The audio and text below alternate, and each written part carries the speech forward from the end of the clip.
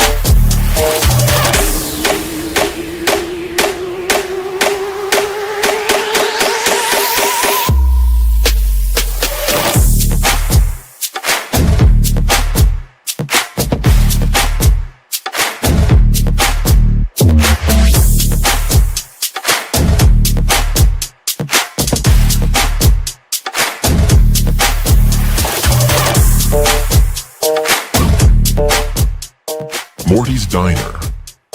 Why give your money away to support a lifestyle? Give it to someone that needs it, appreciates it, and respects it.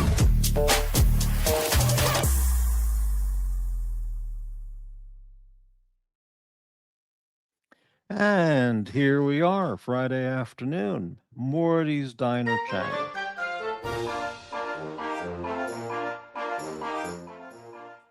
And thanks everybody for joining the show today.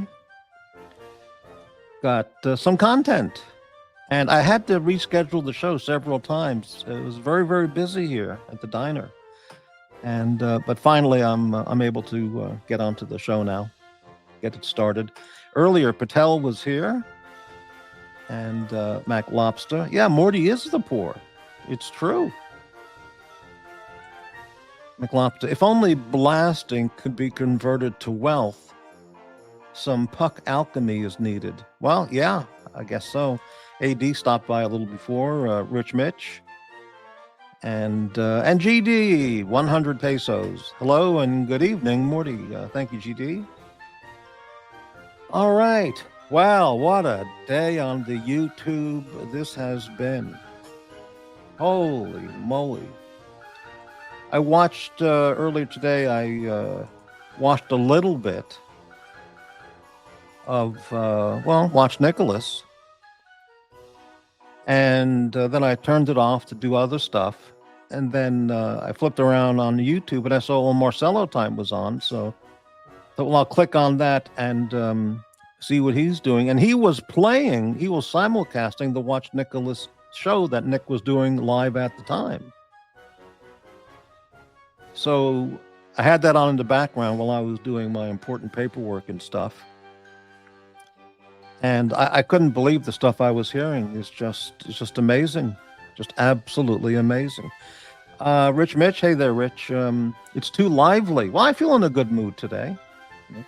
Patel Philippe, thank you very much. $5 super chat. Morty, do you think Rich Mitch will let us know if Watch Nicholas is fibbing about losing so much money since Watch Nicholas showed him the portfolio? Should we send money now? He has a portfolio?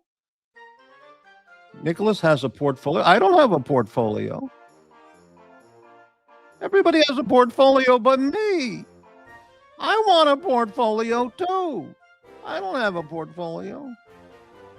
Yeah, so Nick was saying today, and again, I think I'm getting it right. If I'm slightly mistaken, it's generally correct. He said he lost another $18,000 in the stock market or something. And, this was all his fun money. And he's really angry about that, very upset. $18,000? That's a lot of fun money. I don't have money to get Taco Bell. I mean, I'm not kidding, folks. I mean, I'm so depressed from everybody having so much money, and I got nothing. Thank you very much, Patel. I would say send money here to Morty's Diner. Morty, the guy without the $500,000 Rolex collection, the guy without any Rolexes, the guy without a car, the guy without a life, the guy with no future. Yeah, unbelievable. So the general storyline on the Nicholas channel and then on the Marcello show was Nick having issues with JB and Bateman and Lux. And if you want to catch up on that story, go to the Watch Nicholas channel, or I guess Marcello Time channel, and get your entertainment over there. I don't know if those shows are still on, but Patel Philippe, GD knows where it's served up, but he's withholding. Hey, Rich Mitch, £2 to change the background music. Holy shit! Okay, wow, we'll do right away. Right, how about let's see something nice here.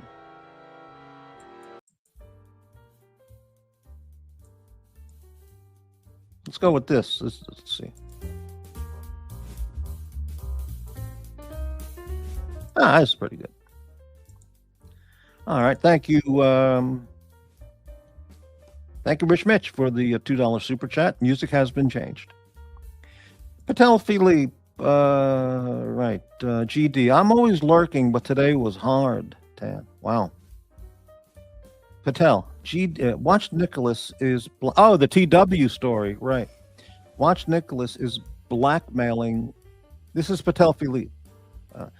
Watch Nicholas is blackmailing TW. Now he said $500 to remove that video.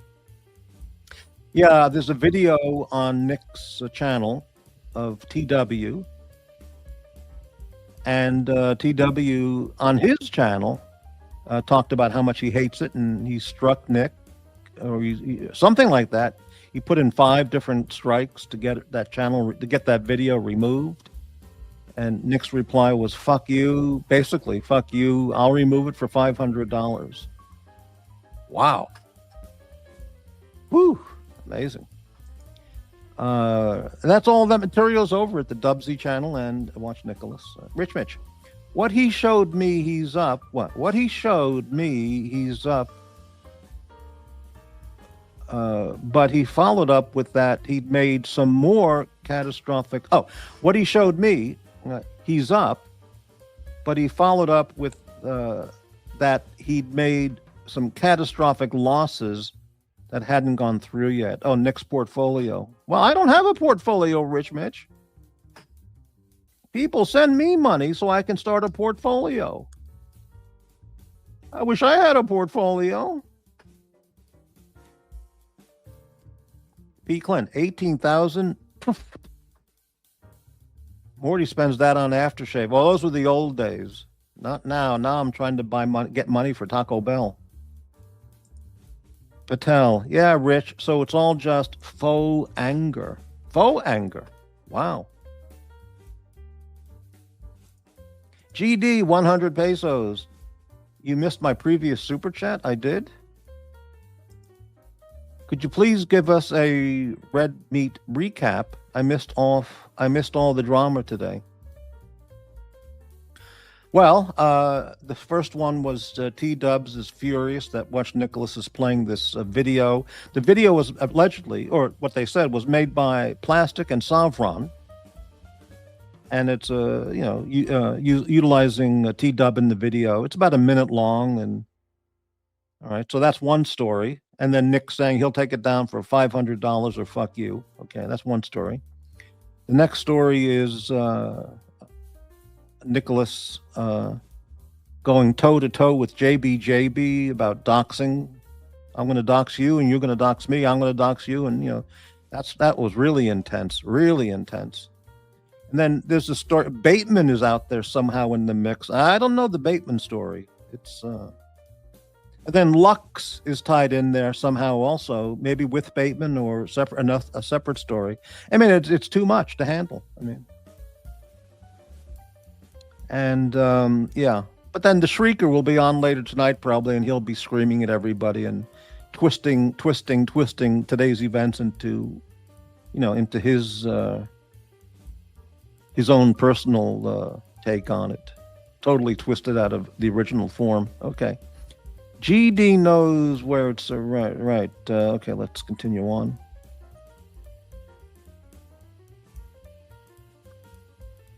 Got it. Okay. Thank you. Rich Mitch. Patel, I don't know. I've been struggling to keep up. I haven't kept up with drama at all, to be honest.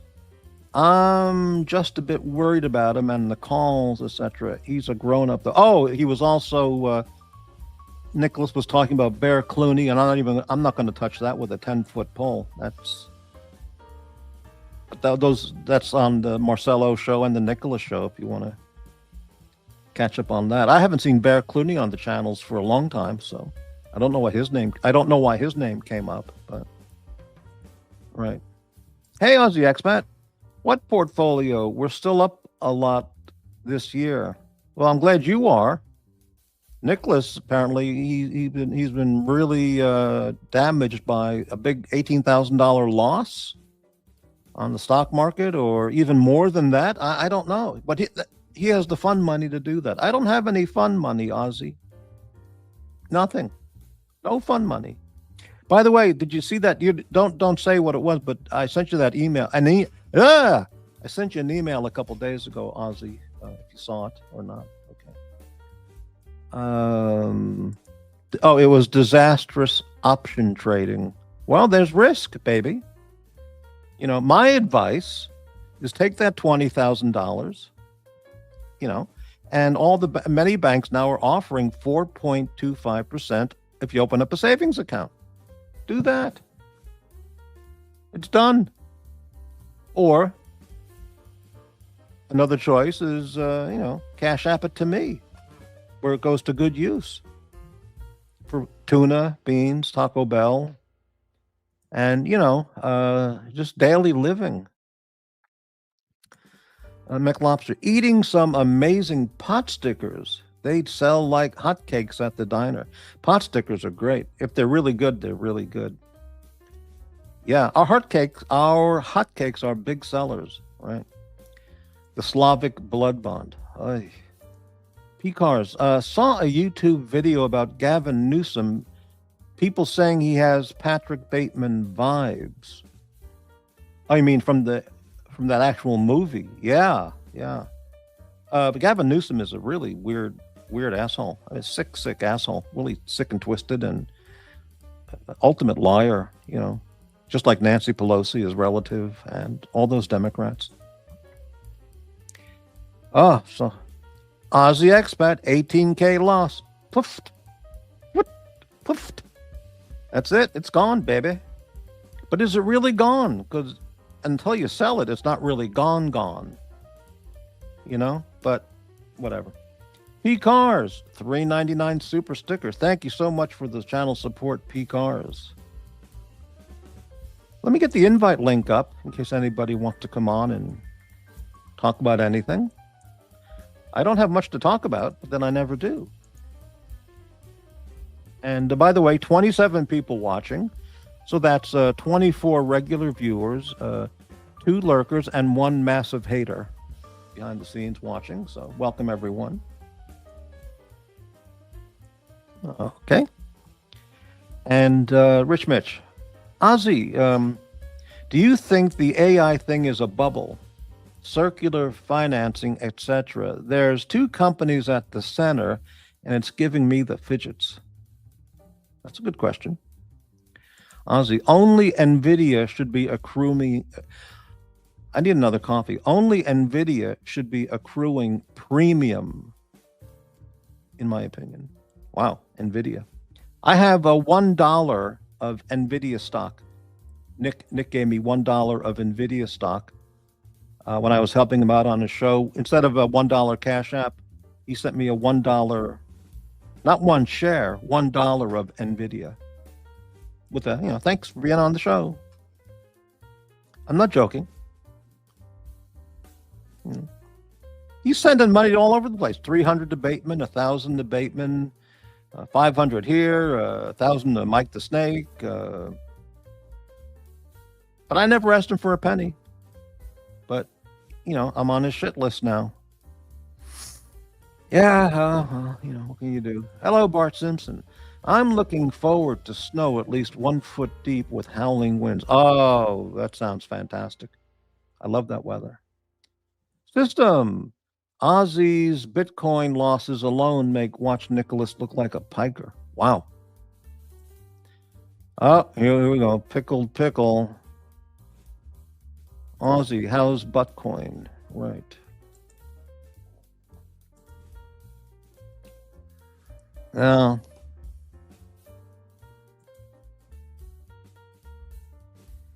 all right, let's, where are we here? Just lost track. Bitcoin is doing very well. Thank you. Loose tooth. What about systems hardware? I got to push more coffee. What about systems software for infrastructures, data centers, etc., like Oracle? Aussie? All low margin businesses. Anyone watch Patrick Boyle? I don't know who that is. We got a guest backstage. Give me 1 second. Never sold Bitcoin, says Aussie. Still have it all. 1 Bitcoin equals 1 Bitcoin. And we got someone backstage. I don't know who it is. And I don't take the risk anymore. So you can come on the show, but you have to indicate to me somehow in private chat who you are, or show yourself backstage on camera so I can see who you are. Otherwise, I can't put you on, because I think I probably know who you are.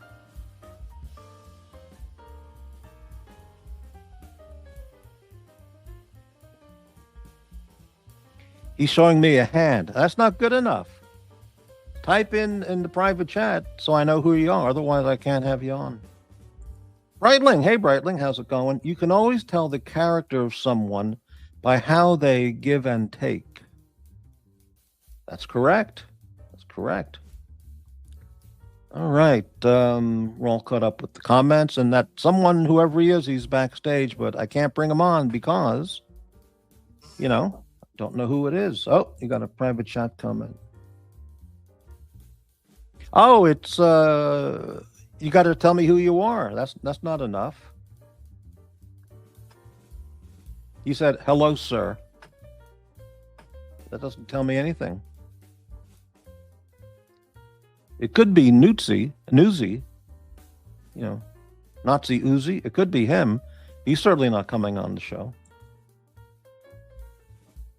I'm an old Aussie friend. Well, all right. I'm going to take a chance. I got my finger on the button, all right, for that first N-bomb. So we'll take a chance. Hello. Hey, Crappy. A long time. How you doing? It's Plastic. It's Sweet JoJo's variety show. Hey. Just want to throw my you? support. Yeah, just want to throw my support behind your great channel, and just want to say hi. Well, thanks very much for stopping by. You look a little different in that photo, but okay. Very good. So yeah, what's new in your life? I've aged a few years, you know what I mean? Yeah. Everything's good. So you've been in the YouTube news today with that video allegedly made by you and Savron featuring T-Dub. You got T-Dubs going on all the different networks saying that I wanted to light up the walrus, as a napalm bomb. Yeah. And that's supposed to be a gag, a joke. And I always said I forgive the Dubsy for besmirching my name. And what's the problem? I saw the video because everybody was talking about it when I clicked on YouTube. So I looked at it, and the video, I understand his point. He doesn't want to be in the video without being asked. I understand that part. But the video, for what it is, compared to all the other videos that have hateful, vicious videos that have been made of people, including myself, that video is zero. It's tame as fuck. It's nothing. And he's always, he goes on a bunch of network streams and says, I want to light up the walrus as a napalm bomb, which is absolute garbage. And it was taken totally out of context. Anyway, it was all a gag. Jokes, and I said, I forgive the Dubsy. I love the Dubsy. Dubs, if Right. you're out there, man, I don't know what you're talking about. The video that I've seen is very harmless, and it's fine video. Some of the best work that Savron has ever done. Well, I mean, he's really upset, and he says he's put in 5 strikes against Nicholas or something to get that thing removed. Well, And but Dubsy was given a lot of money by Nicholas to buy that laptop. Maybe just return that money, Dubsy. I mean, that's about $500. That's all you've got to do. he never returned that money. No. Did Nick say to him, "Ah, fuck it, just go ahead and keep it"? I think he might have said that. Fuck it, just return and pay Nick the money if that's what Nick wants. I mean, that's what friendship's all about. You know what I mean? Right, right. Well, interesting. Hey, Ozzy Expat's got a question for you. Have you taken has plastic taken off your gold dancer yet? That plastic's been taken off since February 2025. That's when I started making all my street walking videos, baby. Solid gold, solid gold dancer. Solid It says gold. here, McLobster says Dubs says he's filed a lawsuit against who? Whom? Who's Dubsy filing a lawsuit against? That's Against the Nicholas? question. You and Savron? Who? I have no idea. I take no responsibility for that video. I don't know where or how it was made. No idea. All I see is it's a great video. It's very funny and quite harmless. Yeah. Jesus. Well, I found it. I mean, he's entitled to his own opinions. The video is his, but he doesn't want it made and shown. That's okay. That's fair enough. But the video, from what I saw, was absolutely meaningless and harmless. And He went on a video rampage just a few days ago, saying that Plastic wanted to light up the walrus, and turn him into a human napalm. I mean, is that a little bit besmirching, untruth as it was? wow, yeah. I mean, that video compared to other videos, like I mentioned, it's nothing. But I mean, in terms of offensiveness. But We've P. always Clem, said, we've always said we love the Dubs. yeah, even Dubs doesn't want to be associated with this plastic condom boy anymore, says P. Clem. That's right. P. Clan, he backed over his little girl and killed her in a horrible accident. Oh no, P. I Clan, don't even know what that refers to. I don't want to hear that. that's what happened in his real life. I don't He was want drunk and to. Okay. I don't know anything about that, and that's beyond belief. Okay. Plastic loves his watch condoms, says System. You have watch condoms? Sometimes, you've just got to go with the flow, baby. Go with the flow, yeah.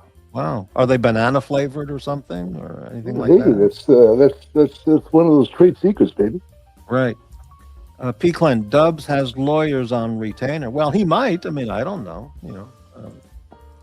Gigedwa, condoms are staying on plazos. Not a rich man can't afford to scratch his investments. Oh, I see. So you keep them protected in lubricated condoms. Got it. Sometimes that's what you got to do. You got to keep those solid gold dancers lubed up, ready for action. You know what I mean? Well, they're water resistant, so you're in good shape there. Right. Oh, the farting noises was the icing on the cake. That's right. It was nonstop farting noises in the video. As I said, I don't know anything about that video. It's a great fun vibe. If you ask me, I think it's a hilarious video. I like it a lot. Yeah. What did you think of Uzi's Nazi videos about me? Nazi. Never seen those videos at all. Are they some sort of parody video? Yeah. I watched Nicholas has been playing them around the clock. He thinks they're hysterical, I guess. But anyway, yeah. But there was no farting. So, Gildan. Oh yeah, Jesus, Max Gildan. The TW vid is artistic genius. That's exactly what I thought when I saw it too, Gildan. Yeah, appreciate the feedback. Right. P. Clan, listening to this disgusting condom boy. Is there an issue between you and fellow Australian P. Clan? P. Clan ruined his family life by doing something terrible when he was drunk. And, that's P. Clan's, he's got that cross to bear. If you know what I mean. No, I don't know anything about that, and I'd prefer not to know about it. Okay, let's see here. P. Clan, mistake having him on the panel. Oh, okay. Well, he makes hateful, disgusting lies up against people he doesn't like. A true bogan. Are you a bogan, Sweet Jojo? Proud of it. Proud of it. Right. Patel Philippe, $5. Thank you, because Morty needs the money. Thank you, Patel. Is Plastic making a commission on the $500 charge to remove the vid by Watch Nicholas? That's a good question. Just my usual 25%, baby. Steve's for 25. Okay, well, honesty. We got honesty here, so that's good. Yeah, any personal stories about P. Clen or T. Dubs, like you were saying, that's absolutely. I don't know if they're true or not, and I don't want them discussed. Okay, so T-Dubs was on various variety network shows saying that I wanted to light the walrus up as a human napalm torch. And that's absolute garbage. But you know what? I still forgive the Dubs. Now, are those methane napalm blasts, or how you it's open to interpretation, Crappy. All I say is the Church of Plastic stands with the Watch Nicholas Network. That's all I can say. Really? And you know what, Crappy? We're happy to take donations from you as well. Oh, that's not going to happen. No. And I'm very disappointed that you just said what you said, honestly, that you stand toe-to-toe with the Watch Nicholas channel, because he's been doing some absolutely horrendous things, content about me. Just vicious. Well, I don't know about that. I don't see vicious. Everything. You know, I listen. I try to keep across all these dramas, but sometimes things just go way over my head, Krabby. Yeah, I mean, I've done nothing to him at all. If he could point out one thing I've ever done to him, I'll give him $1 of NVIDIA stock, Cash App. I'll send a Cash App, because I never did anything to him that only helped him, supported him, and encouraged him to do a good show. That Morty, we've got a prayer meeting coming up later on. I'll raise that in the prayer meeting, okay? Tell him if he can tell me one thing I've ever done to him in the negative, then I'll send him a $1 NVIDIA share of stock. $1, that is, of stock. Okay. Consider it done. Consider it done. Okay. Consider it done. Gilden, P. Clen, one dog, one bone. What does that mean? Don't know. It means when you take your vow to marry a beautiful woman, then that's your wife for life. And that's where I'm at, Crappy. I've always got the one dog, one bone. That's my life. That's my wife. That's my family, my friend. P. Clen, Condom Boy. So now you're being called Condom Boy. All right. Condom Boy is all alone nowadays. No one can stand him anymore. Really? P. Clen, you just go and visit that gravesite, my friend, because that's all you got left. Stop it. I don't want to hear about this shit. I can't deal with that stuff. It's not nice. It's just not nice. Okay. The other channels who specialize in hate, you can do all that stuff there. All right. Look at P. Clen's horrible comments. They're pretty awful. Condom Boy that's like T Dubs, just the 2-minute vid of T Dubs farting for 2 minutes straight. I mean, that's just exactly. It's all just a gag. That's meaningless. But the family stuff, whether it's true or not, that's really bad. Well, that's what he's saying that about. He's saying that about the plastic. Plazo is A grade, says Gilden. Appreciate it, Gilden. You're always going to be number one in my books, man. P. Clen, how's the divorce? Oh, you see, this is really nasty. But this is all absolute garbage. The P. Clen's making it up because I exposed the truth about his horrible family tragedy. Okay, I can't do it anymore, Plastic. I can't talk about P. Clen alleged tragedies or Dubs's family tragedies. I can't deal with that. I don't want that shit. I just want to sit here in my chair, stuffing myself with gourmet cheesecake and coffee and get money, because I don't have any money. I need money. Thanks for having me on. I don't have the fun money. Nicholas, money is for fun. I don't have any fun money. Morty, thanks for having me on. And listen, I'm gonna go and have a little think about in a prayer meeting later on. I'm gonna talk about about trying to bring you guys together. Okay. The networks together, okay? Okay, well, that sounds good. All right, thanks for stopping by, Plastic. And what are you talking about, Morty? What do you mean? Got it. Okay. Wow. Okay.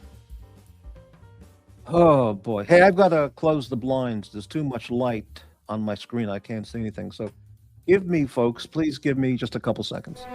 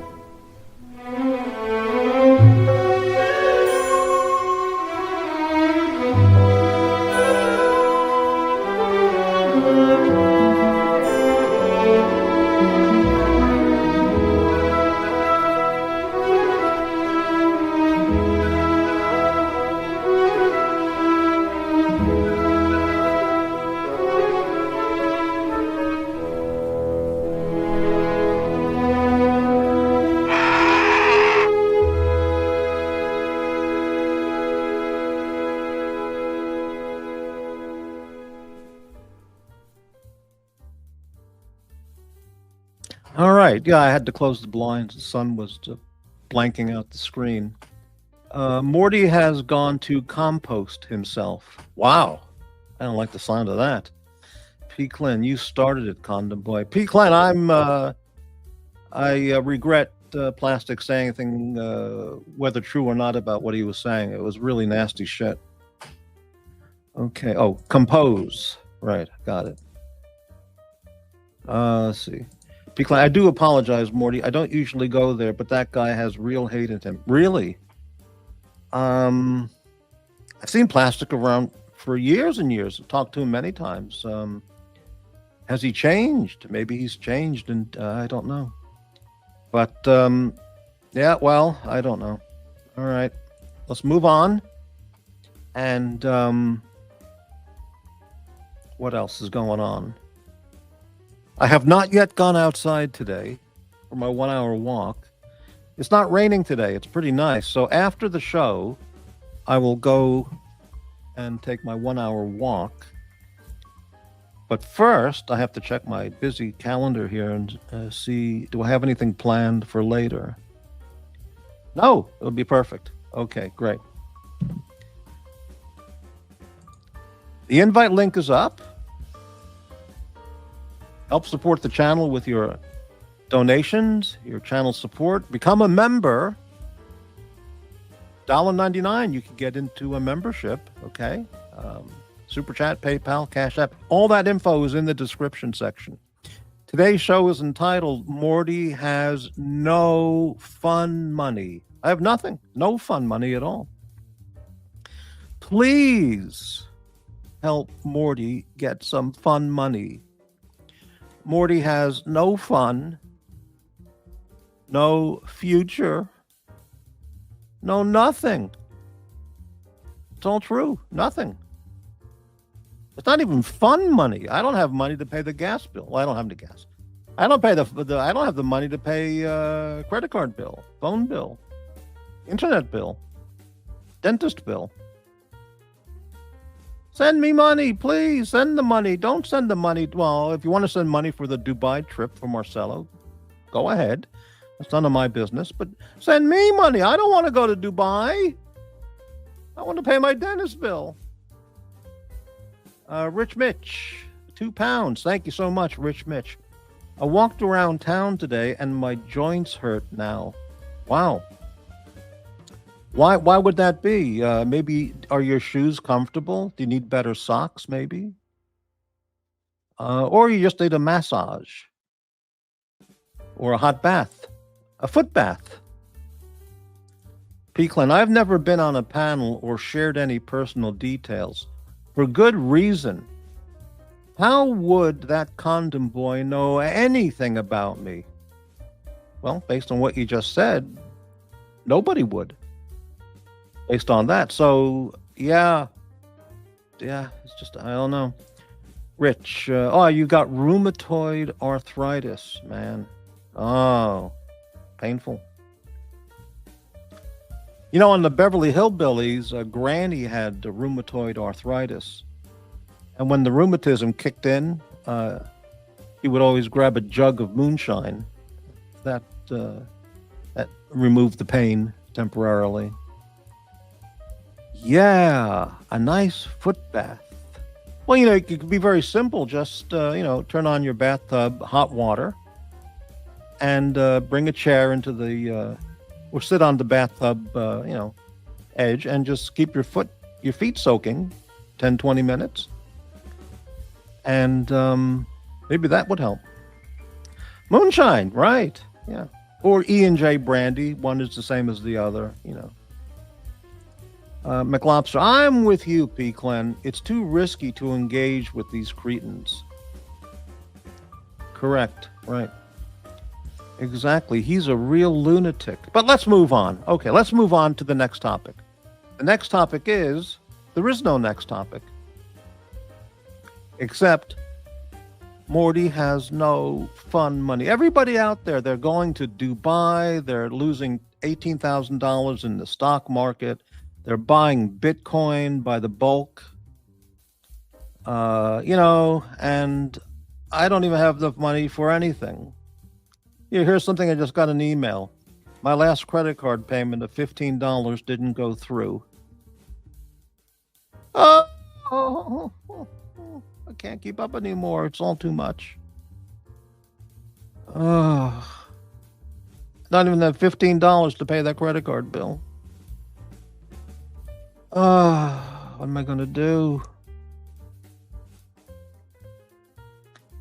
Well, it's tough, man. It's really incredible. All right, Mac Lobster. Morty, let's say I want to take a couple waitresses home. What's the going rate? Well, let me put it this way. I don't want my waitresses dating any customers, certainly not for pure, just, sexual dalliances. On the one hand, that would be none of my business, but I want them fresh and perky and energized when they're here at the job.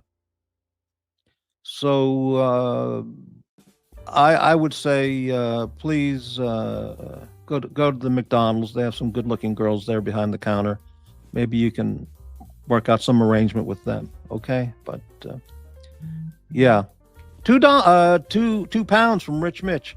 Buy physical gold, not Bitcoin. Physical gold. Wow, amazing.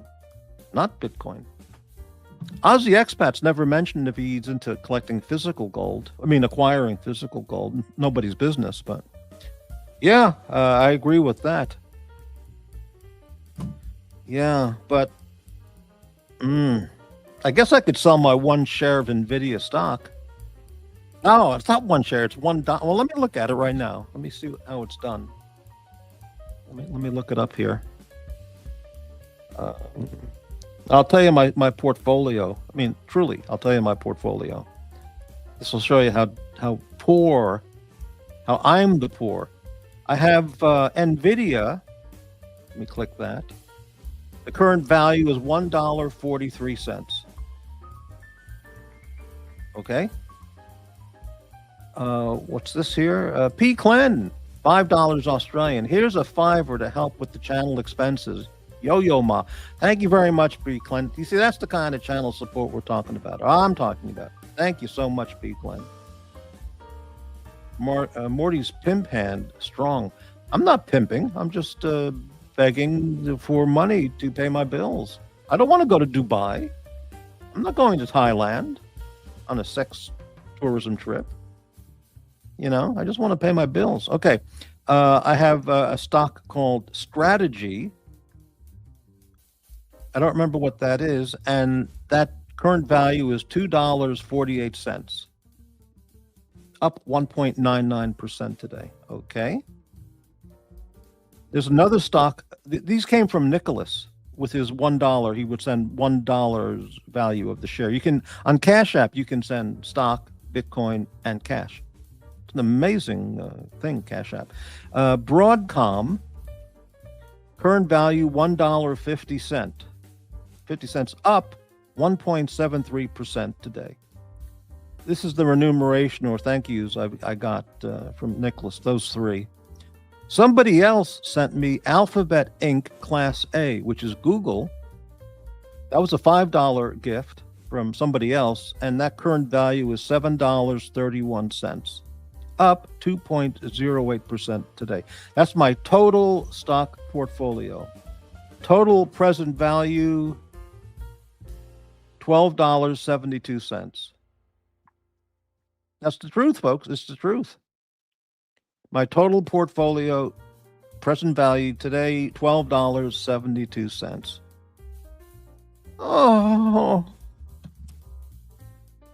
Mac Lobster, $1.99. Thank you so much. I'm going to send you some Blockbuster stock. I don't know if I like the sound of that, but thank you very much. I look forward to it. Oh, Ozzy sold all his gold. Okay. Nice gains, right. But that's true. What I just told you is true. Yeah. One of the rare occasions I said something that was true. And I was very appreciative when he sent me the $1. I just replied to it, thanks. Thumbs up, I was there on the channel at the wrong time. Now he sends hundreds of dollars to people, $1,000 here, $1,000 there. I didn't get anything but that $1 thank you. And I never complained. So I had fun there. Peakland loves Blockbuster. Wow. McLobster seems patronizing to send you crumbs like Watch Nicholas did while he flits around Montauk. Hey, you know, I asked somebody on one of the shows, did Nicholas ever get to Montauk? Because the times I clicked on his channel, he was in Rhode Island. So I don't think he I don't think he got to Montauk, New York. Montauk Point. I don't think he got there. I think he just stayed in Rhode Island, unless I'm mistaken. VHS is coming back, baby. Bigly. Blockbuster's going to be big again. Wow. Okay. I still have tapes on VHS, ones that I wanted to save, but I don't have a VHS player at all. I mean, who does anymore? Nick stayed in Newport, says Basil. Newport, very nice place. Very nice. All right, 21 viewers. I appreciate everybody watching. Thank you all very much. If you want to help support Morty's Diner, you can also give a thumbs up or a thumbs down. That would certainly help the channel.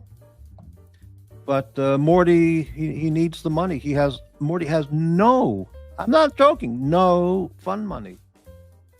No fun, no future, no nothing. Yeah, I'm going to go in the kitchen and get a coffee, and I'll be right back. Thank you.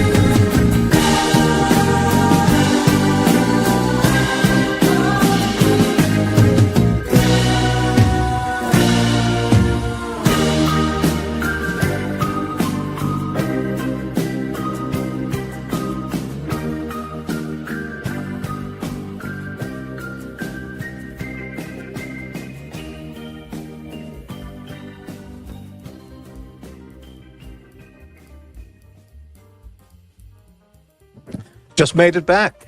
Okay. Whoo! All right. Jesus, right. Oh, yeah. I mean, you think that's heavy face blasting, baby?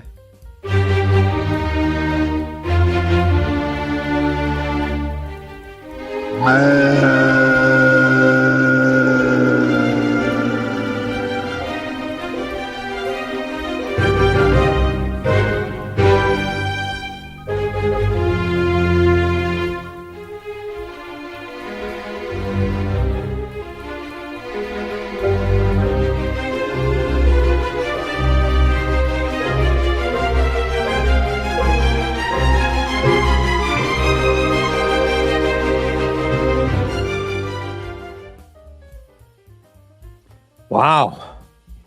You need a steam cleaning, not just a shower. You need to go to a car wash and get steam cleaned after a face blasting like that. Gee, unbelievable. Wow. All right. Do I have any pictures to show? Yeah, I do. Let me bring up a picture. And thanks to Plastic for hopping on before, but I didn't like some of those topics he was bringing up. I thought it was just not nice, you know, and uncalled for. I mean, picking on people, private lives and stuff, stories and stuff. System. I think Morty secretly enjoys being glazed like a... No, you're thinking of the other guys. Those other guys. B. Clint, that reminds me of a volcanic eruption. Holy shit. Hey, Bart. I want a Norwegian ice skating girl as a new friend. Well, you're not going to get better than that anywhere. You'll never get better than that. Wow. Amazing. What am I doing? I don't know. There we go. All right. Well, the invite link is up. I have no topics to talk about. I got my coffee, and I'm looking to. Yeah, other people would have a Monster drink or one of those Red Bulls. I've never had any of those.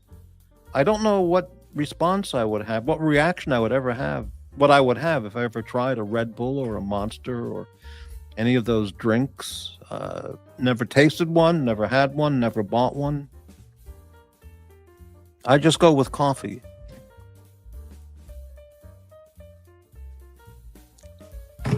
And benzos. So,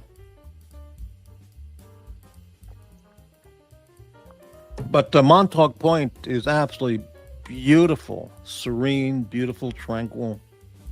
It's the easternmost part of Long Island, and as A.D. Never Calling mentioned it correctly, to go from Providence to Montauk is going to be, well, if I remember, driving New York to Boston is 5 hours. If I remember, I could be mistaken. So I think it would be 4 hours to drive Providence down to New York, maybe maybe. And then another 2 hours from New York City straight out to the end of Long Island. So you're looking at, with all the traffic, so at the best, if you're speeding, 5 hours, probably 6 hours, and with traffic, very possibly a lot more. So it's a hell of a drive. You know. But it's absolutely beautiful. If I ever can get to New York, I've been inundated with expenses this last month, unexpected expenses, and I can't pay them. So the money that I was hoping to use for a New York trip, I don't have it. It's gone. So I just don't have the channel where I can raise money for a Dubai trip. I can't raise money for a Tacoma, Washington trip. Believe me, I don't want to go to Tacoma, Washington. But anyway. So what else can we talk about? Morty has no fun money. Morty has no fun, no future, no nothing. Morty needs your help. Well, that's today's show, unless there's some topic ideas.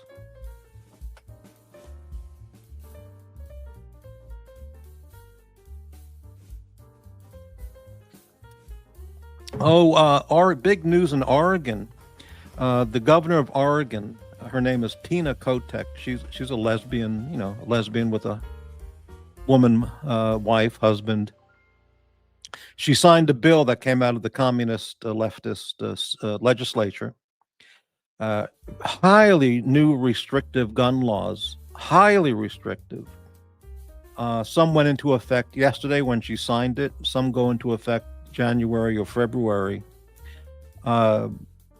If you have a pistol with more than 10 round magazine capacity, if you already have one, you're allowed to keep it, but you cannot carry it even if you have a concealed carry permit.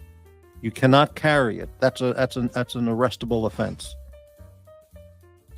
And you can take it to a shooting range, but it has to be, carried, unloaded and locked up and all that.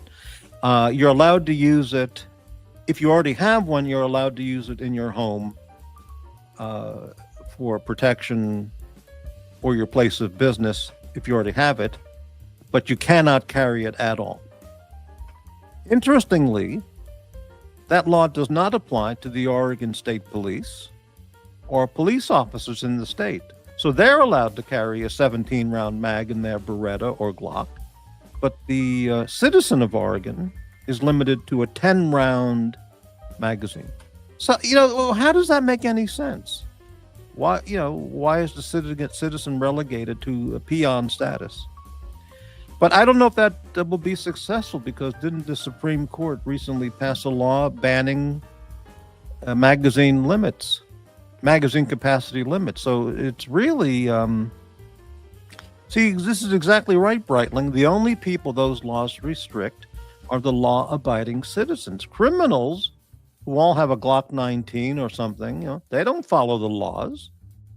It doesn't make any sense. But these are deranged LGBTQ governor and legislators and the population who vote for them in Oregon. They don't understand that. They go, gun control good, gun owner bad. But they never talk about criminal control ever.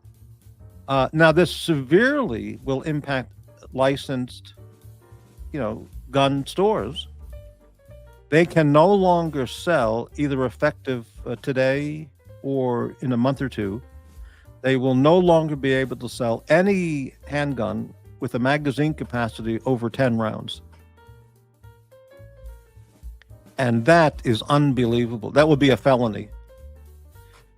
So if you go to your gun store today, there's still a couple months. If you go today and you want to buy a Beretta, Taurus 92, Hellcat, Glock 19, 17, an equalizer, an M&P, you can buy it, with the more than 10 round magazine. But in 2 months, they will be banned from the state to be sold. And the gun dealer who sells them will become a criminal. They cannot be transferred, traded, sold. It's incredible. So what I've decided to do is I'm going to buy an elephant gun, an African safari elephant gun, in the caliber called 600 Nitro Express. That's a real caliber. It's for shooting an elephant right in the forehead, or a Cape buffalo, which is the most dangerous animal. When the Cape buffalo comes charging at you, you're basically dead. So you need to get one shot precisely in center head, otherwise you're dead, okay?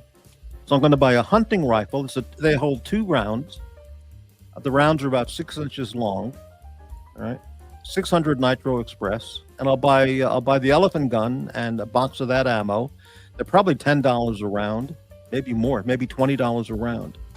And if anybody breaks into my house, I'll fire off 1 round, because there's only 2 rounds in the rifle.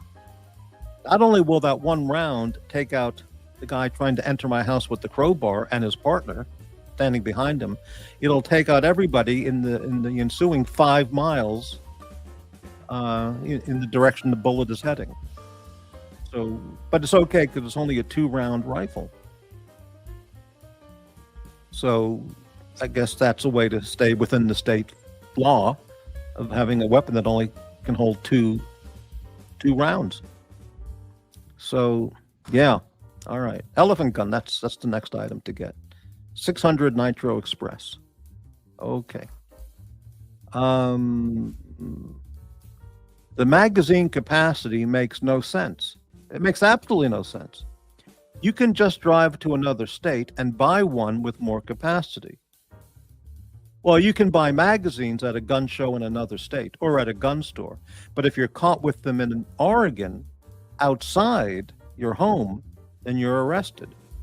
It's like a dry county for drinking. Every criminal will just drive to another state. Exactly, yeah. So they can all drive to Nevada, buy all the high-capacity magazines they want, and then come back to Oregon and commit their crime. But they're already criminals, so they don't care. But the citizens won't do that because they don't want to get arrested. So you will likely also find internet sites that will send anything to anyone. Limited magazine capacity is idiotic. It's completely idiotic. But the law is designed by idiots, Jay Gray, sounds more like a laser. 5 miles? Well, I don't know the trajectory, but there are probably websites. If you took an elephant gun with a 500 Nitro Express, 600 Nitro Express, and just shot it, how far would it travel? I mean, a mile? I don't know. 2 miles? I mean, the impact, the force of that, the muzzle energy would just be, I don't even know what it is. I've never looked into it, but there would be a use for that in an end of the world situation.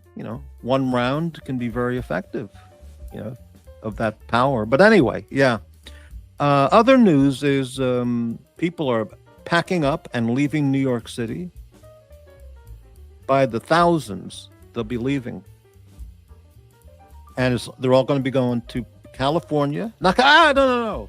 Florida, Texas, North Carolina, Tennessee. Those would be the four prime states, the four leading states, to get this influx of people who would become good citizens in those states. Just law-abiding citizens who don't want to live in a communist, jihadist environment that New York is now going to become. Unbelievable. They should take the Statue of Liberty, literally, and hook it up to a transport vessel of some sort and tow it all the way down to Florida.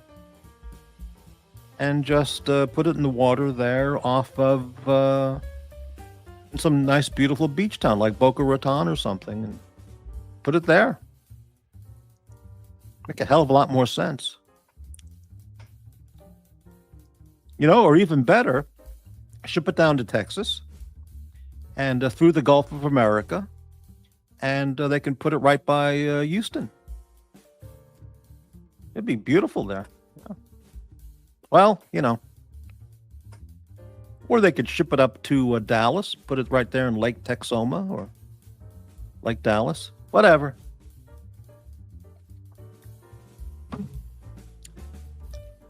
Jay Gray, I get the idea that real New Yorkers have a mindset of, yeah, whatever. No, I saw some news show. I forgot the guy. He's a regular YouTube cable news guy. And some polling that was done on the voters in that New York City election, the majority of voters that voted for Mondami were New York City residents of 5 years or less. That was the overwhelming majority of people who voted for him. People who have absolutely no interest in the history, traditions, or no connection really to New York in terms of growing up, families, generations, nothing. And the people who've been there, born and raised with long-time residency and family history, they all voted against Mondami. They voted for Cuomo. So it's those new people who have turned the city because they don't give a shit about New York. They're the destroyers. They're not builders, they're destroyers.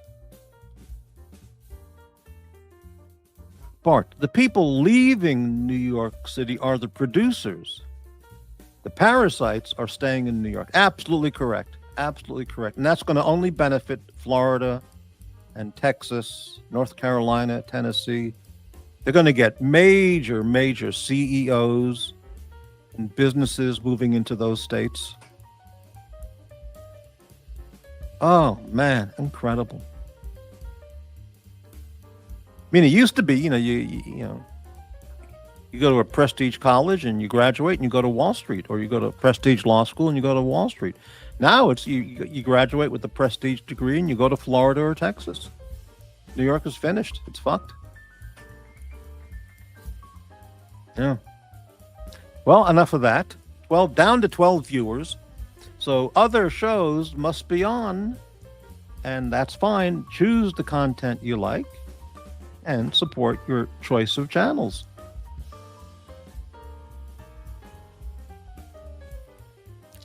Let's see. Let's take a quick look. Who else is on? If you'd like to leave and go to another show, by all means. EC3 is on. Okay. He's probably got his gold-plated panel members talking about the usual. So you can check that out. And there may be other shows on as well.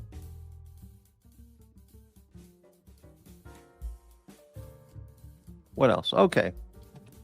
Jay Gray, there will be a bull statue in Miami with sunglasses on. Sounds good. Yeah.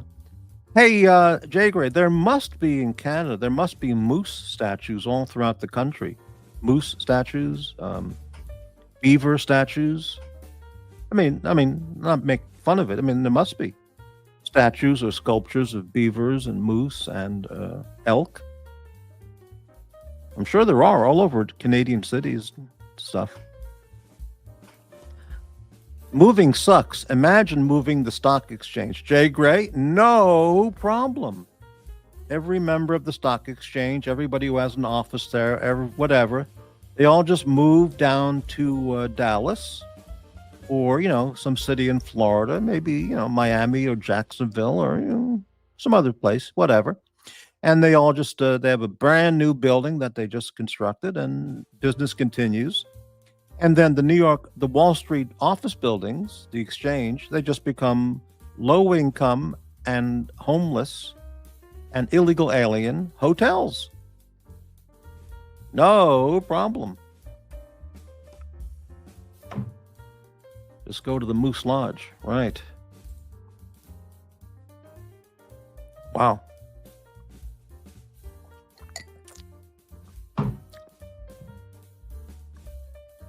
Well, the primary things anyone from America would want to go see in Canada are moose, beaver,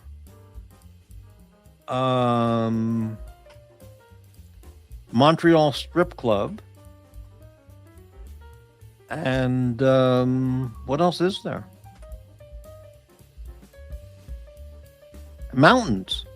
That's about it, unless I'm missing something. Oh, you're missing something, all right. Jay Gray, I saw a moose in the wild. It was swimming to an island. Holy shit. Unbelievable. Did you get a video of that, Jay Gray? Man.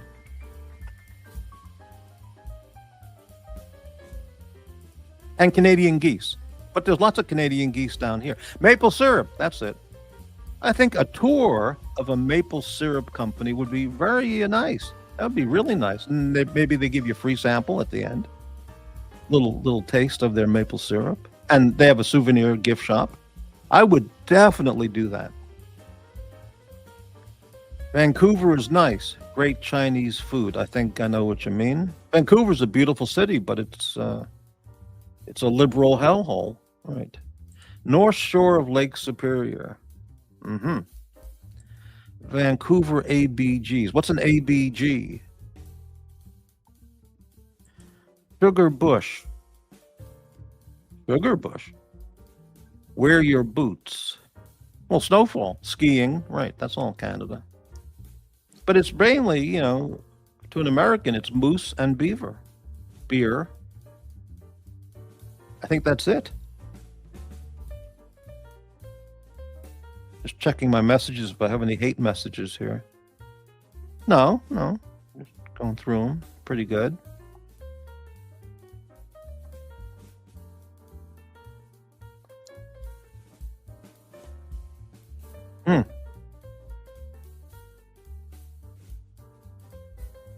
All right, let me delete all that shit. All right, there we go.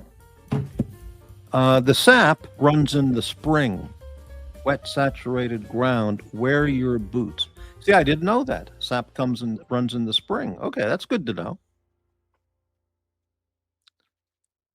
I would guess, if you could only choose one, if I could only choose, or an American could only choose one city in Canada on a vacation to get the most that they can see and do, my guess is it would be Toronto or maybe Montreal as the one and done visit to Canada. Montreal is very famous for strip clubs, okay? And Schwartz's Deli. And Toronto is famous for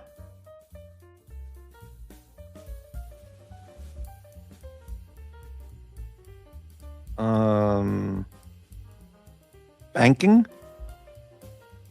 I have absolutely no idea what tourist attractions would be in Toronto. I have no idea at all.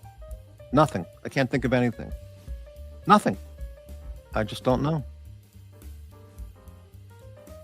They do great totem poles in Western Kanadukistan. Oh, yes. Well, yes, totem poles. That's correct. Right.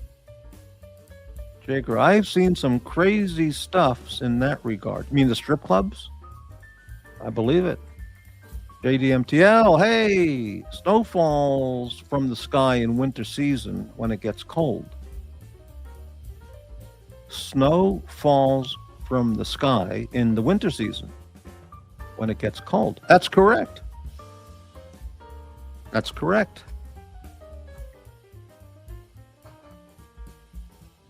All right.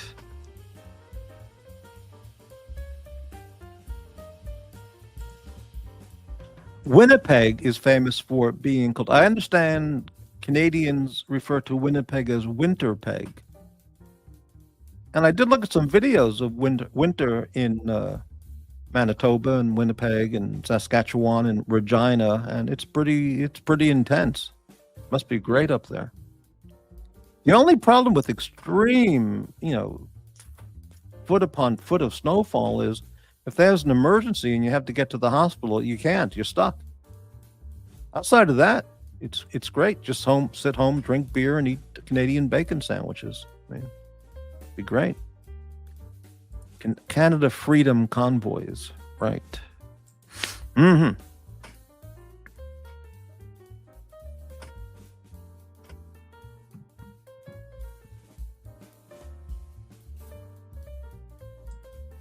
Hey, there's a movie I could recommend to all you Canadian people out there. Maybe you've never heard of it because it's pretty old. But it's a classic movie about Canada. Let me see if I can find it real fast. I mean, if you're a Canadian, I think you'd really love the film. I mean, I like the film a lot anyway, but yeah, here it is. Okay, I'm going to put it in the chat.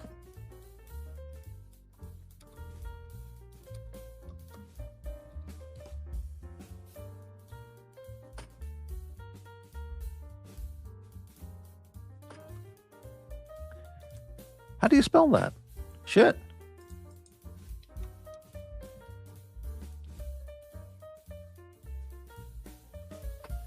It's a dictionary word.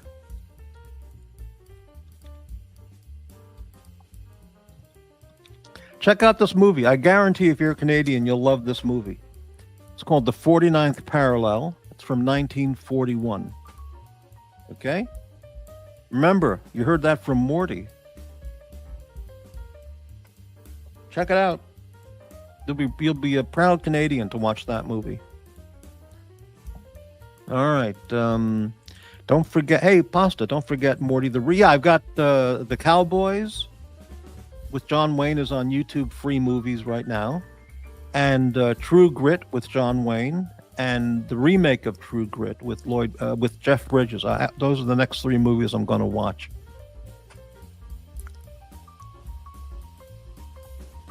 After I get some money for some fun, because I have no fun money.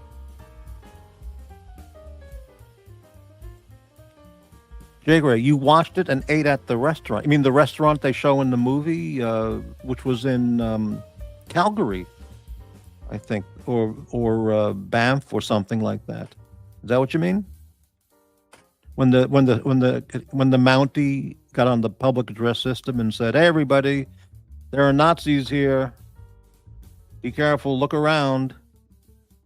And then they caught another one of the Nazis who ran away. Is that what you mean?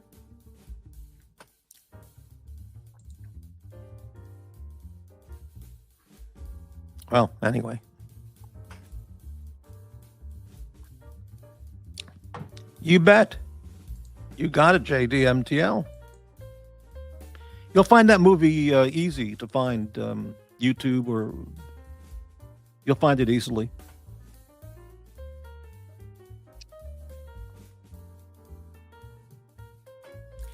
Mac Lobster, there's a terrific series on YouTube.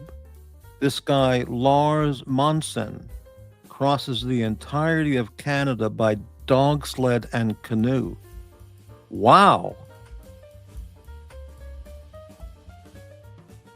That's one hell of a trek. I would watch that. But yeah. And he stops along the route at every town for another beer.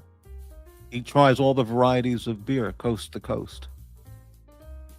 And he ends off the show in Montreal with poutine. Wow. I'll look for that.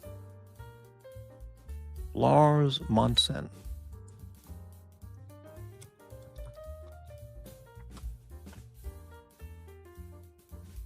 Here it is. Okay, I'm going to save that, and I'll look for that later.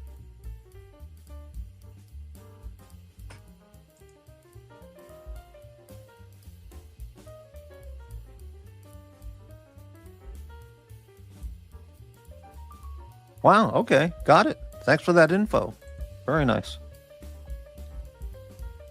Incredible.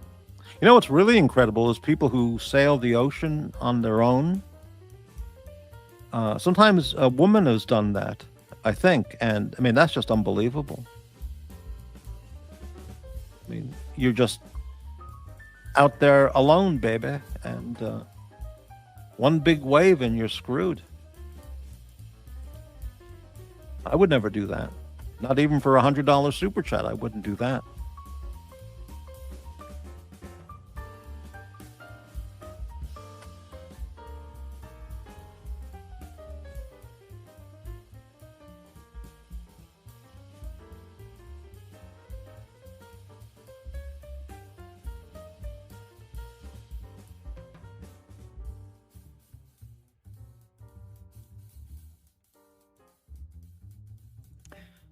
I have a woman friend who sailed solo from LA to Maui. Well, that's just incredible.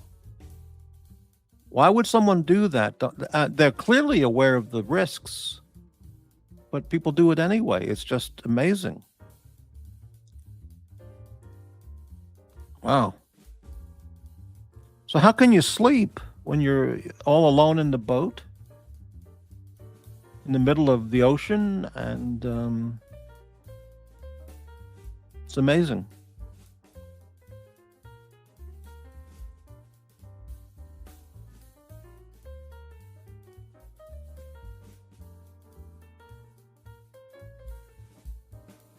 Yeah, did she say it was horrifying or did she think it was fantastic?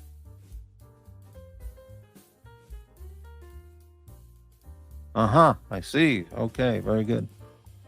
Well, you know, you're kind of stuck. You know, it's too late to go, shit, I made a mistake. I shouldn't have gone, because you're already 1,000 miles away from your departure point.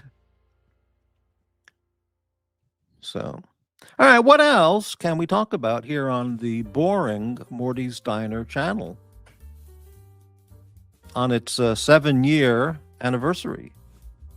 Let's see. We covered the YouTube people. Got a movie recommendation for the Canadians or anybody. And I'm thinking about what to have for dinner. That's the extent of today's show so far.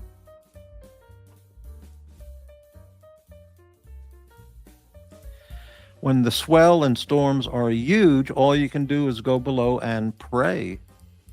Well, one good thing about doing a solo trip like that across the ocean is you can shit in your pants and no one's there. No one's going to know. You can fart all day long and no one's going to know. You can, you know, do whatever you want. Walk around naked. You don't have to take a shower. You know, there's nobody there. You can go crazy screaming at people on YouTube and no one will hear you. No one will know about it. So, yeah. Jay Gray, do you think you could spend 3 months on a submarine? That's a really good question. And I guess you mean underwater for 3 months. Or just on a submarine in general for 3 months. I don't know. I don't know if I could handle that. I might go nutty in the head, you know?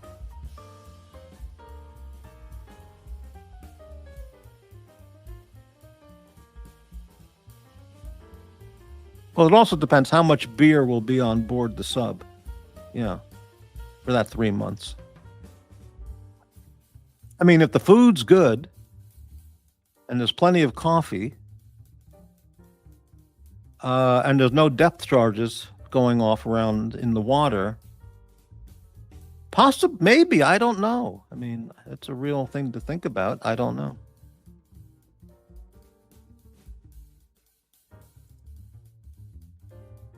Yes, in a sub. On a sub would be very difficult. Brightling, sailing sounds very liberating the way you've described it. Makes me want to buy a boat tomorrow and set sail. All right. So, wherever you are, head up to St. Lawrence Seaway and take it all the way in to Chicago through the Great Lakes and dock the boat and get some Red Hots. And take out a pizza, and you've accomplished your mission. Very good.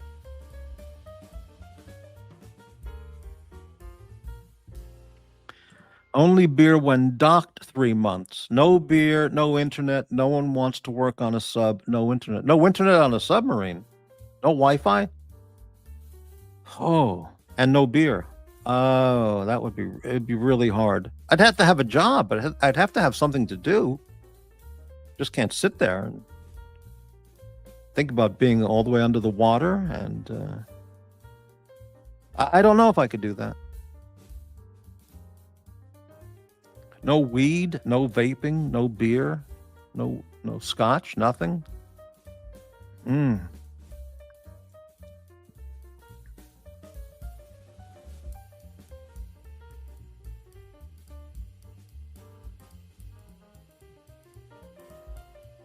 Counting squid. Well, okay. Well, yeah, if there's a big glass window you can look out of, you can count squid. Otherwise, you can't look at anything. You could run the bowling alley. Is there a bowling alley on a submarine? Somehow I don't think so. Maybe they have a Frogger machine. You can play that.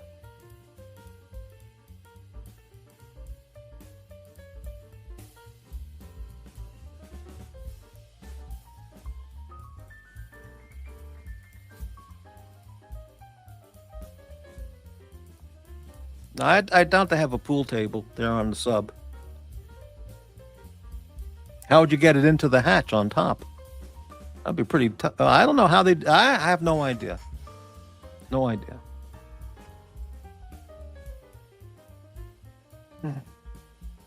So here's a question. Why is anyone watching today's show? There's absolutely no content. But, we'll stay here for a while anyway. And it's only 4:45 Friday afternoon. It feels much later. Wow.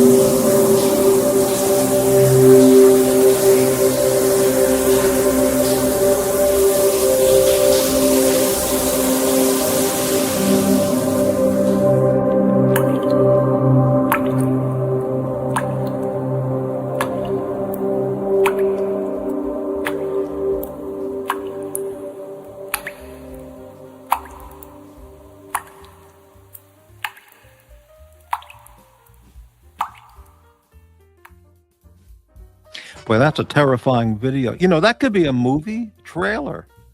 And the name of the movie would be Don't Drop the Soap. And it would star somebody like Neil Patrick Harris and Amy Schumer. There you got it. You got it right there. Don't Drop the Soap. and that's the trailer. It could be a movie for cable or for the theaters. The title would entice a lot of people to want to check that movie out. It'd be very exciting and scary.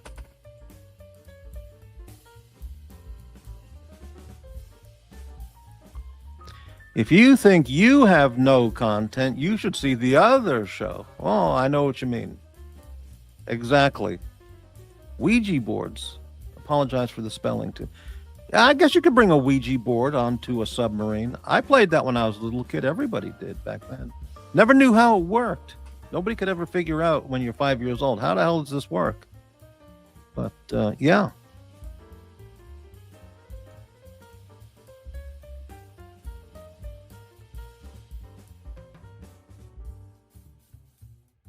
Buck, really? Okay. Ah.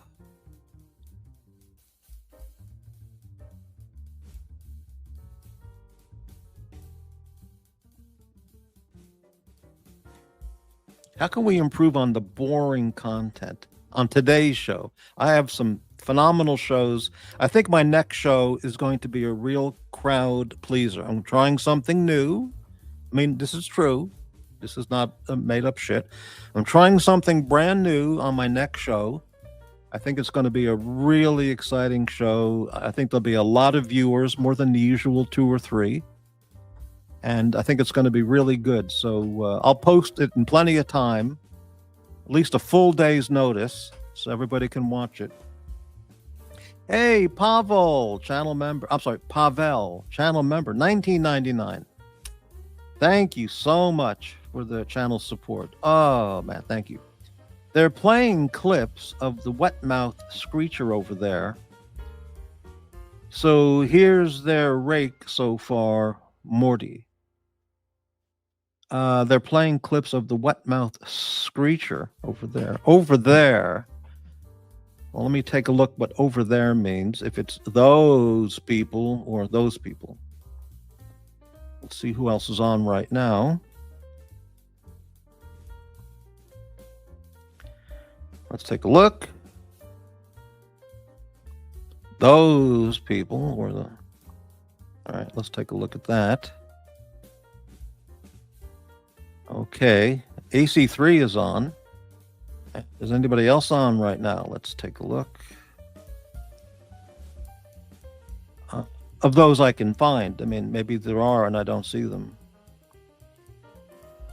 Yeah, the Archie channel's the only one on that I see right now. So, though others may certainly be on. Yeah, if you want to check out Archie's channel, by all means, check it out. Thank you, Pavel. Brightling, the irony is there really is no content ever on those other channels. Well, you're absolutely right. The only times there is content ever on those other shows is when they show other people's content. Isn't that amazing? Think about that, people. The only content there ever is on those shows is when they show other people's content. It's true. Yeah, Max. Morty has no fun money. Nothing. Oh, those people, not those people. Well, okay, I didn't see that was on, but okay. Maybe I'm not subscribed on one of those channels. Yeah, wow, it's true. Okay. Hence, other people's content. That's correct. Absolutely right. Yep. What can you do? That's the way it goes over there.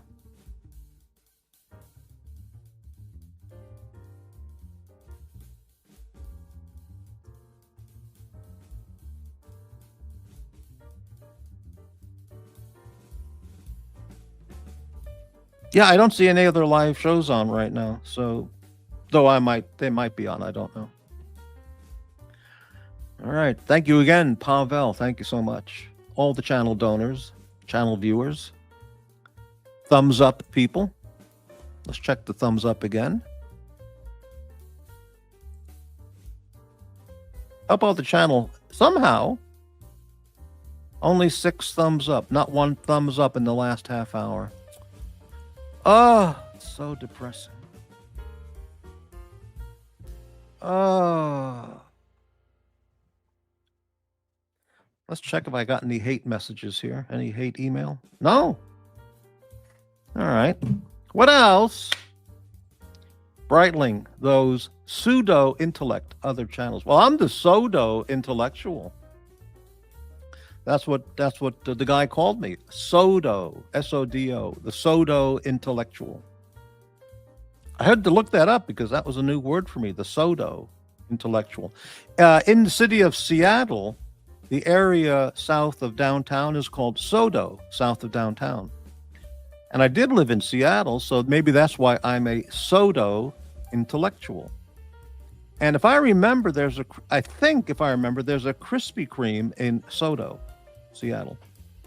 And Filson's outdoor clothing store is in Sodo. And whatever else. It's not the prime place to hang out in Seattle. The Starbucks World Headquarters building is in Sodo. And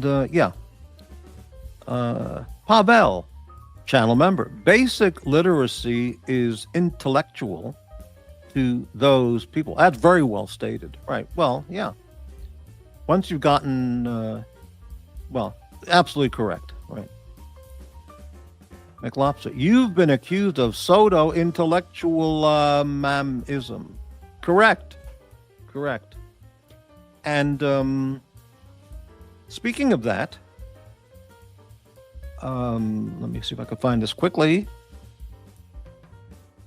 I was also accused of, if I can find it,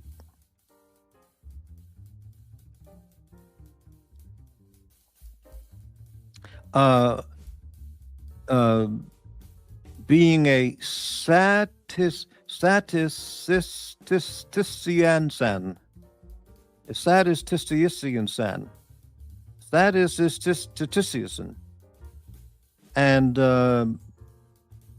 And also of these are tough. These are real dictionary words. Vadility.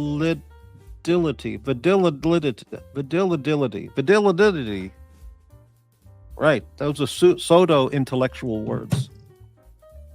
Sodomistic mindset. You got that right. Same thing. Sodomistic or sodomistic. Same thing. Same people. You're correct. Well, anyway. I really don't want to eat Taco Bell. That stuff is disgusting. I mean, it's like pig slop. It really is. But I'm tired of opening up a can of beans or a can of tuna. I don't have any money for fun. I can't buy any fun food. No fun, no future, no nothing. No tasty meal. Nothing. Oh, why won't someone send me a $20,000 wire transfer? I deserve it.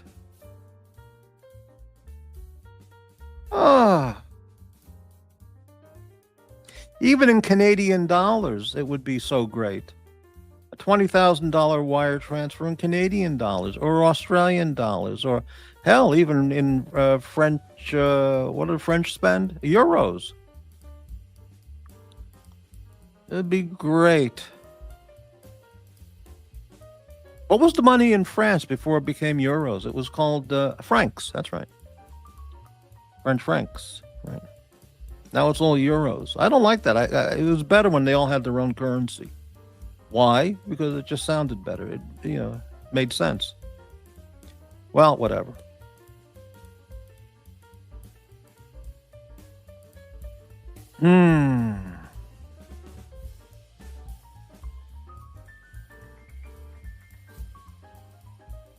I hear people laughing outside. People having fun. Some joy. Nice times. Those people outside laughing, they have fun money. They have fun money. I don't have any fun money. They're the fun money people. Oh, man.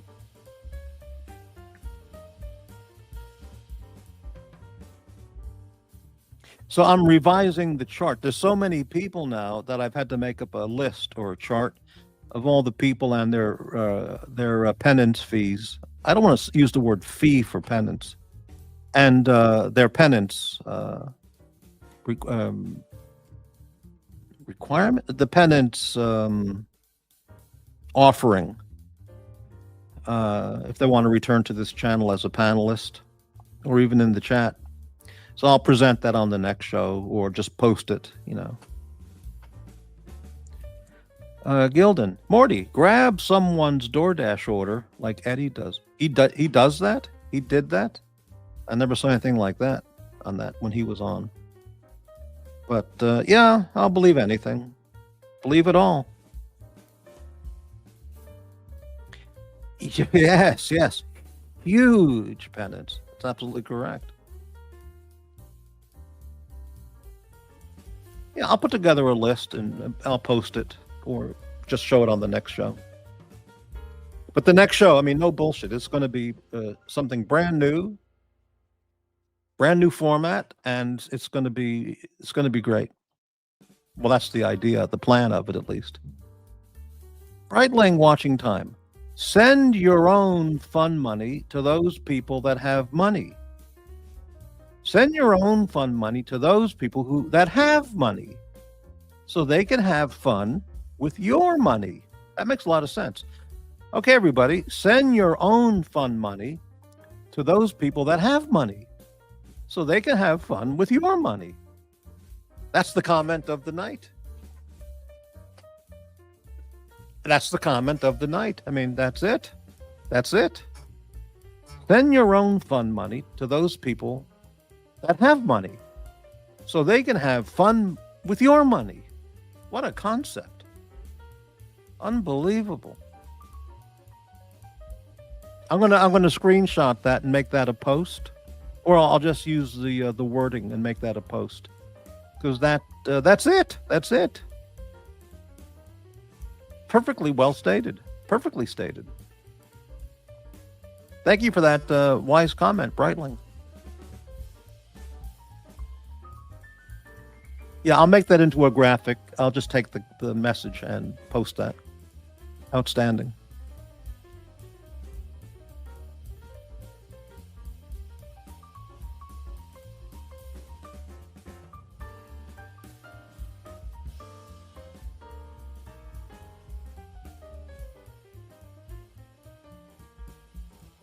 McLobster, channel member. It's obvious that they don't know how to have fun with their money. Morty knows how, baby. Yeah, but I don't have any fun money. I mean, I read you that email I just got. A credit card payment of $15 didn't go through. It was declined. I have to figure out how I can pay that. Shift some funds around if I have any funds.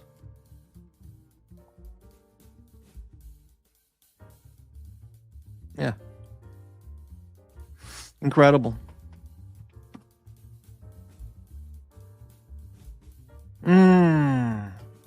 It's tough, man. It's beyond tough. It's brutal. It's absolutely brutal. Later on tonight, I'll look at the YouTube channels, and Marcelo will probably be on. And he'll be asking for $5,000 to go to Dubai to a luxury watch show, and people will send him money. And, whatever, it's good for him, People give him fun money. People give everybody fun money, but they don't give Morty any fun money. You know what I might have to do is sell all my stock, sell my portfolio.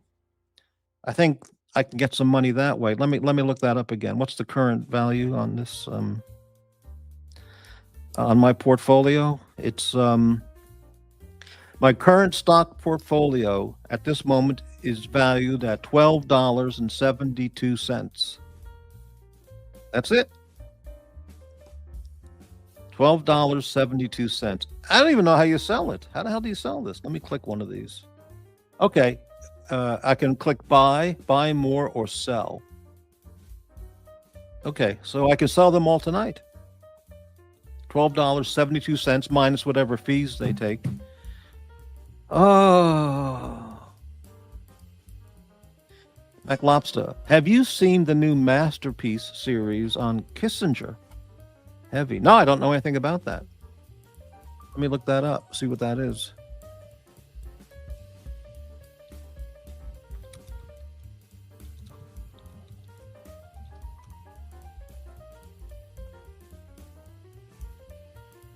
Is that American Experience on PBS? American Experience Films Kissinger. And it's free on pbs.org. Is that what it is? A new 2-part, 3-hour biography.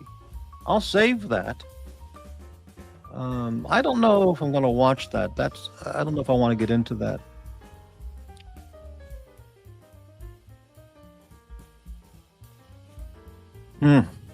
Amazing. I guess that's what you're referring to. All right. Thanks for the info.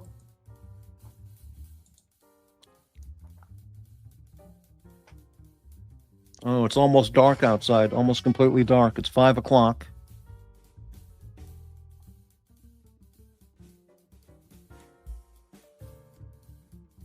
Sitting in my dark room here. Tonight, my plan, figure out how I can pay that $15 credit card bill that was just declined.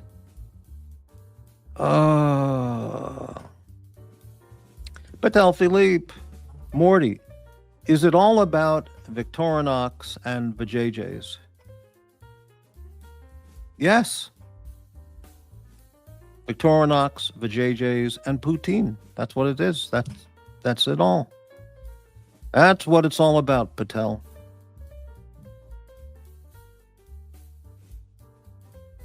Yeah, Patel, this is a true story. Recently, some days ago, Patel Philippe offered me a position on the Horology Dungeon. He said if I go to the Horology Dungeon and host shows there, after the 30% Google deduction, I can go 50-50 on the funds. 50 for the dungeon and 50% for me after the 30% deduction. That's a very genuine offer from Patel, and I can't do it. I'm sorry, I can't do it because I cannot get involved over there. It would just be unbelievable torment and hate. And besides, I'd be working for Lux, since he's the owner or part owner of the Dungeon Channel. I'm not going to work for Lux, so it's just not possible. Yeah, but it's too bad. The meaning of life. Lamborghini, weed, and Patek Philippe. That's the meaning of life. Lamborghinis, Patek Philippe's, and weed. That's all you need. There's no Vajayjay in the dungeon. Patel, Lux doesn't own the dungeon. What do you mean? He said he gets 10%. Or I heard. I heard he said or I heard he gets 10% of the dungeon proceeds. And that would be, in effect, making money for Lux. No, I'm not going to do that. Patel, Archie does, but that's the same, I guess, for you. Well, yeah, but I heard Lux gets 10% of the dungeon. And besides, he probably has master keys or whatever you call it for the dungeon, and he would fuck up my shows if I was doing a show there, Okay, Patel, I believe you. Okay, all right, maybe it was wrong, but he does have administrator keys, so he would fuck things up if I were over there doing a show. So no, and the hate would be just unbelievable. The hate would be unbelievable. The hate, lies, viciousness, attacks. I mean, unbelievable. Offer still stands. Or you could do a panel appearance, get the link for your show after. A panel appearance on The Dungeon is just going to get all the haters, liars, psychopaths, Nazis out there ruining my night. So it's tough, man. It's tough. Pan, can you send AC3 some amphetamine? Do you mean amphetamine? It's getting rough over there. Wow. Patel, we're all about business deals on The Dungeon. Right. Well, I'm all about living a life without stress and hate here on the Diner channel. That's the problem. I don't want to get analized by various anal-oriented people over there. That's the thing. It's not worth the money. There's ways to make money, and you know, having to get anally raped and face blasted to pick up $100, it's I'm not at that point, baby.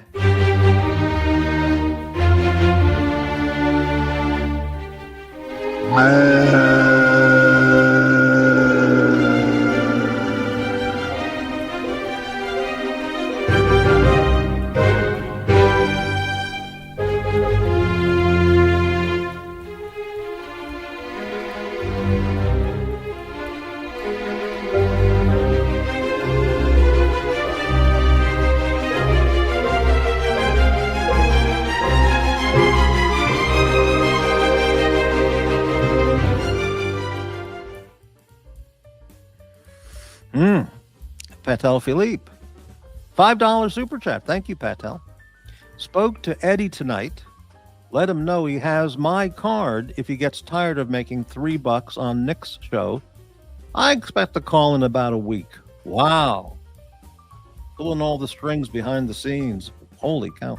You know, Patel Philippe, you're kind of like your place on all these shows. You're kind of like the Wizard of Oz character, the wizard.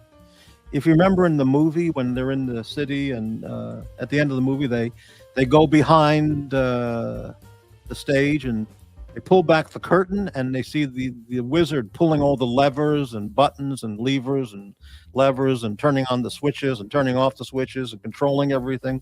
That's kind of like Patel Philippe, you know, behind the scenes, behind the curtain, you know, pushing the Eddie lever, the AC3 lever, the JB lever, the Nick lever, the, you know, levers, buttons, dials, all for his entertainment.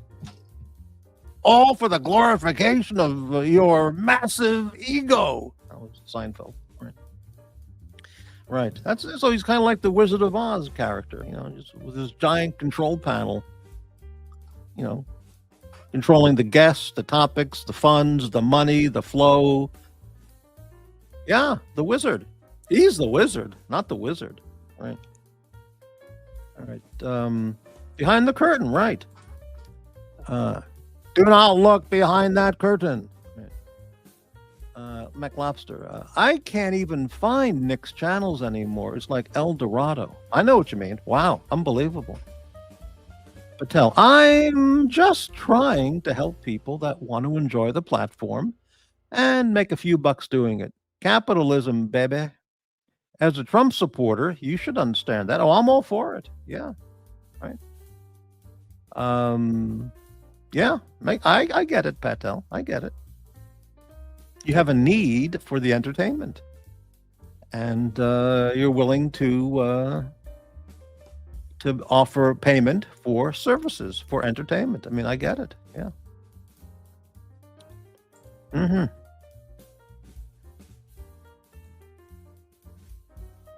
El Dorado. Wow. Very good. Yes, very good. Okay.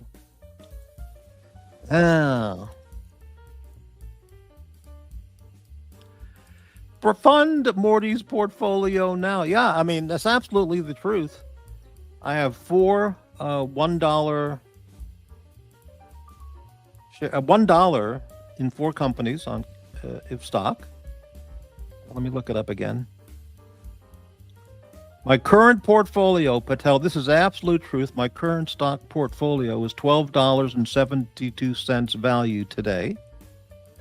It consists of 4 different companies, strategy, I don't know what that is. NVIDIA, Broadcom, and Alphabet Inc. Class A.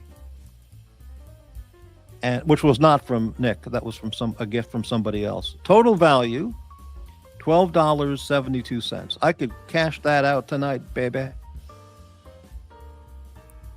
That's how badly I need the fun money. And whatever the transaction fee is, maybe 1%. I don't know what they charge. Patel, Morty knows where to find me if he ever wants to deal to help him out. Okay, Patel, thank you. I know where you are. I know you're.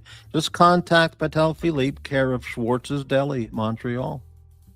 They'll tell me where you are. Okay, got it.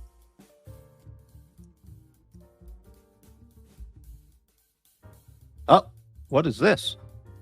Rick's WY, $4.99 super chat and a channel member. I mean, he says, can we have one drama-free channel? Well, that's what this is. It's a content-free channel on top of that. So not only do you get drama-free, but you get content-free. That's a 2-for-1. You're not going to get better than that. You'll never get a better deal than that, like the Armani suit. Thank you very much for the channel support. RLXWY. Thank you. Thank you very much. And let's continue on. I thought Morty, Spring and Fialta, I thought Morty was supposed to be a completely different character than Crappy. You mean like Archie Luxury and Paul? Archie and Paul, completely different? Yeah. Well, no, I mean, Morty is Morty, Crappy's Crappy, and, Venn diagrams, don't you just love, that's what Kamala Harris said, don't you just love Venn diagrams? Don't you just love drawing those circles? And here you can put Crappy on the left circle and Morty in the right circle, and then they overlap. Don't you just love Venn diagrams? That's a real Kamala clip. Look it up. Kamala Harris, Venn diagrams. Yep. Thank you, Spring. Okay. Mike Lobster. Patel, if you got the hookup, get some Adderall over to the Pontiff before he falls asleep at the wheel. Wow. Adderall content.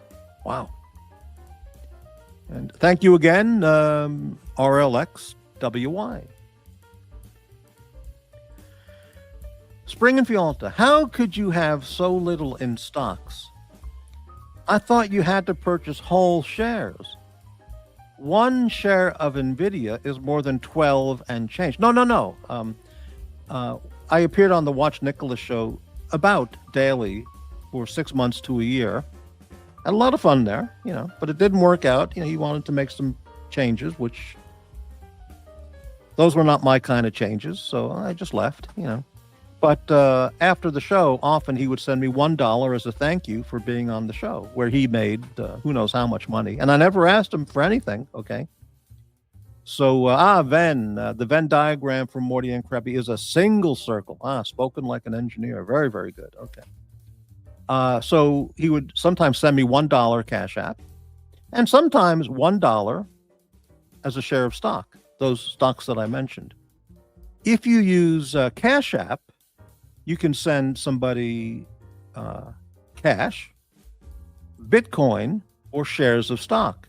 And the stock purchase is how much you want to buy. So if you want to buy $1 of NVIDIA, I can send somebody $1, or if let's say the share price is $200 a share, you can buy one share for $200. You can buy any amount, So yeah, I have not one share, but a fraction, like 1/200th or 1/100th of a share of NVIDIA, whatever the price of it is.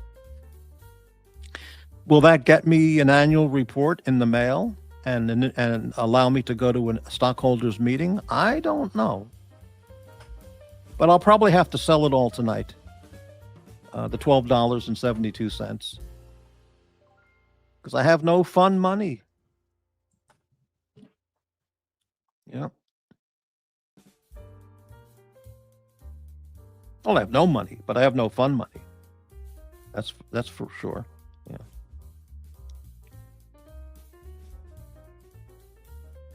I don't have an $18,000 loss in the market today because I don't have $18,000 of stock. No options, no portfolio, no nothing. Oh, poor Morty.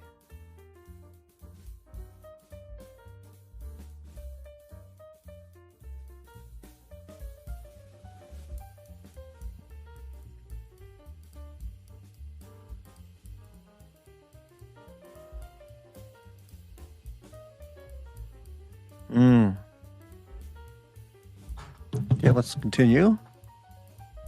Spring, I thought Berkshire never split their stock in order to limit purchases to the very rich. Yeah, I don't know anything about that. But that's very interesting. Wow.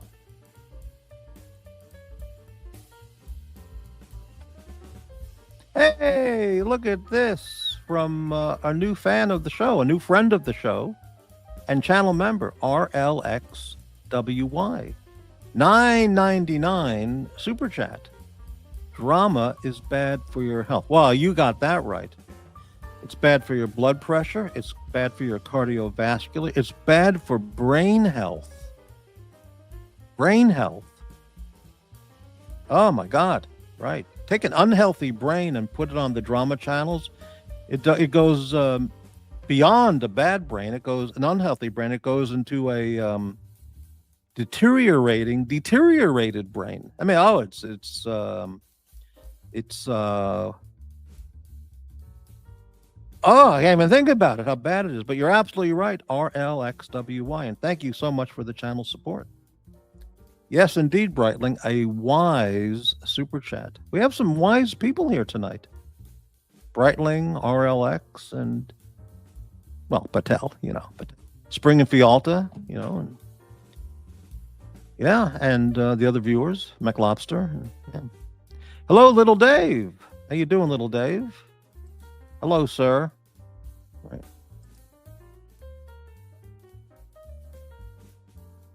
Mm-hmm. Well, we're just hanging out. I am really getting hungry for dinner. It's 20 after 5. And,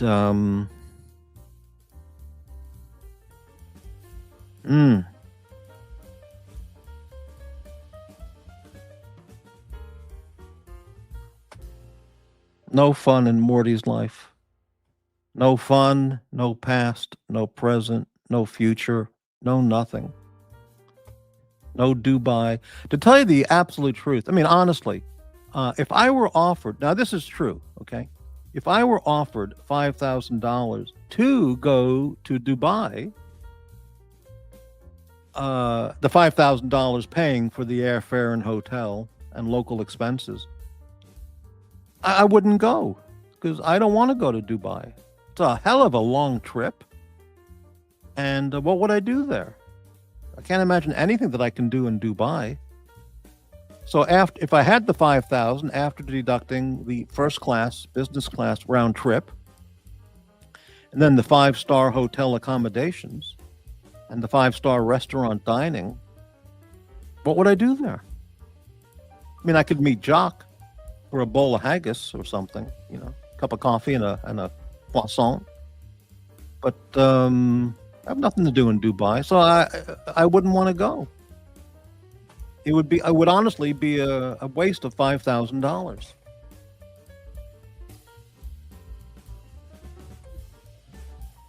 Yeah. So please, don't anybody send me $5,000 on the condition I go to Dubai, because I can't do that. I don't want to do that. And it's too hot in Dubai. I mean, way too hot.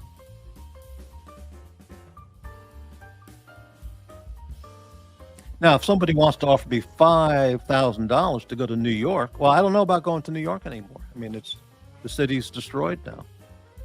But I would go. Yeah. I'd be extra careful of everywhere I traveled in New York. If I walked around and everything, I'd be really extra cautious. And it would be the last time the city before it becomes New Yorkistan.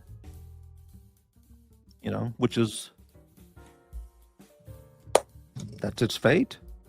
They got the mayor now. They got the whole thing ready to go. Yeah.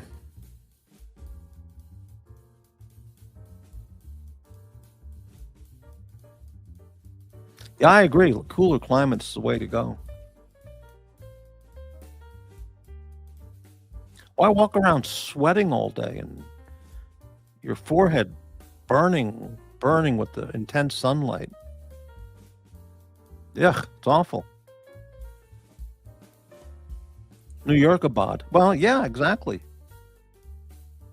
Manhattanistan. Manhattan. It's too tough. I can't say it. I need a dictionary. Little Dave, channel member. Sounds like the Supreme Court might strike down Trump's tariffs. That would be a disaster. Have they voted on that yet? Have they reached a decision? I don't know. That would be an absolute disaster. The Trump's tariffs have taken in trillions of dollars into the U.S. economy. Trillions of dollars. It's been a success no matter how you look at it. Every possible criteria it's a success. An overwhelming, jubilant success. That would be absolutely terrible for the country if they did that, Dave. Even the conservative justices don't seem too thrilled in their arguments. Well, I hope that doesn't happen. It'd just be a disaster.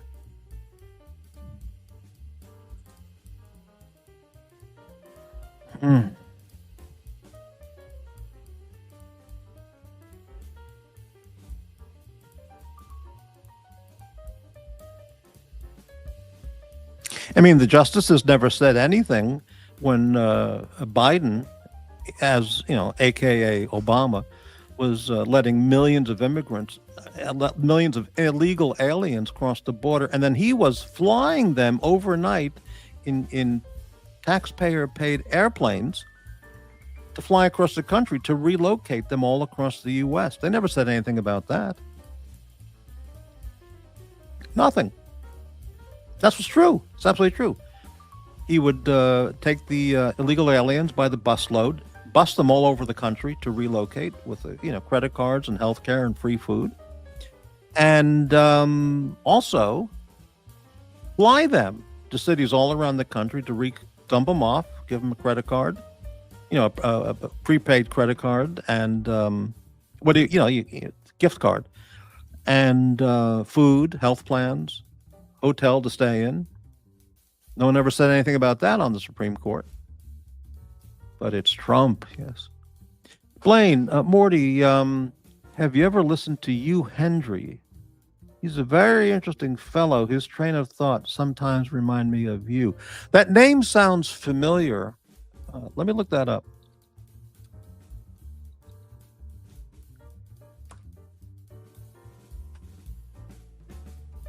Let me see who that is. Founding partner and chief investment officer of an high-profile investment guy, nicknamed the most high-profile Scot in the hedge fund sector. He's 56, from Scotland. No, I don't know who he is. Never heard the name before. But if you think I sound like him, I thank you, because he's a high-level guy. I will not tell that story. Never mind. Right.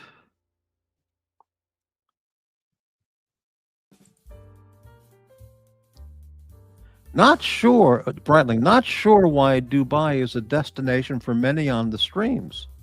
No tolerance for drugs. Oh, we have a guest backstage. Give me 1 second, please. Let me read the comment.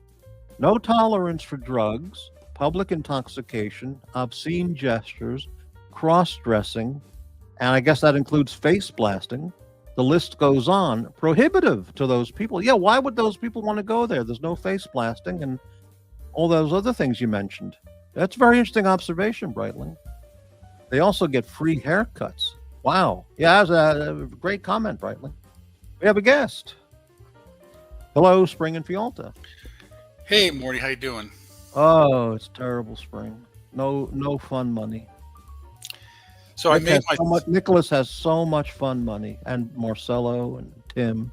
Well, Tim, he's separate, but well, Marcelo actually. I mean, he's fortunate enough. I guess he has a popular enough restaurant that he's doing well there. So well, he closed his restaurant. He sold it. The oh, story did is yeah, about 2 months ago. I don't have the latest because I didn't watch him that much, or I don't. But he sold his restaurant, and he's now without the restaurant. He doesn't have it anymore. So, but he's got that $500,000 plus Rolex collection, so he's very comfortable. Lots of fun money. Yeah. Anyway. So yeah. So anyway, I guess so he must have made a little bit of change on that on the sound. Who knows? Yeah. No woke movement in Dubai, right?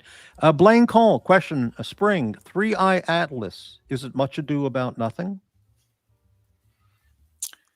There's like two kinds of channels. There's the ones that are basically say it's a spaceship, and the latest is that when it came around the sun, it looked like it had accelerated faster than they expected, and it's also glowing different colors. But it could just be that it's outgassing more stuff, and that gave it a little extra push. And it could be made out of some just more, because it's coming from outside, right? So it doesn't have to be like any of the asteroids or comets in our solar system. They could be just completely different. The colors come from outgassing, as you described. That's very interesting. A Doc's report would find that very interesting because he covers that story, on his own time, daily. Yeah. I mean, it's one of those things where, something that sounds kind of interesting. And, I don't know, maybe some people are looking forward to having aliens visit Earth because it'd be kind of cool, but it always ends up being the boring answer. I hope if they do, I just hope they stay in Chicago. They'll fit in over there. Yeah. It's just like it's boring. It's just going to be another rock, and it's going to find its way out of our, it's not going to hit anything or do anything interesting. It's just going to go. Are you prepared for when aliens come here and take over? Probably not. I mean, I don't know what, I mean, the thing about it is any kind of movie where they, there's something bad going on Earth, and they say, okay, we have to leave Earth and go somewhere else, right? The most difficult thing that we can imagine doing is traveling through space because the distances are so huge. Right. So, I mean, what makes more sense is if something horrible is going to happen, to the surface of the Earth, is you just go underground, or you go in the ocean or something. I mean, that's what the underground people. Yeah, I mean, become the mole people. I think that's cheaper. Right. Because if you go underground, you've got thermal energy, right, from the people in Iceland, for example. They just, so you've got all the energy you need, and you could probably get water to come in and then filter it if there's some radioactivity or whatever is out there. Right. So you got water, and you can have hydroponic food, and So you could have an underground DoorDash going, like it would be like life as usual. Well, it wouldn't be. It'd be like usual for a lot of people now who basically spend their whole time like working from home, and then they get DoorDash, like you say, they get DoorDash, and they never leave their apartment or people their who house. sit in their chair all day long, 15 hours a day on YouTube with the curtains closed and the lights off, eating DoorDash. Exactly. So that would be wouldn't be a change at all.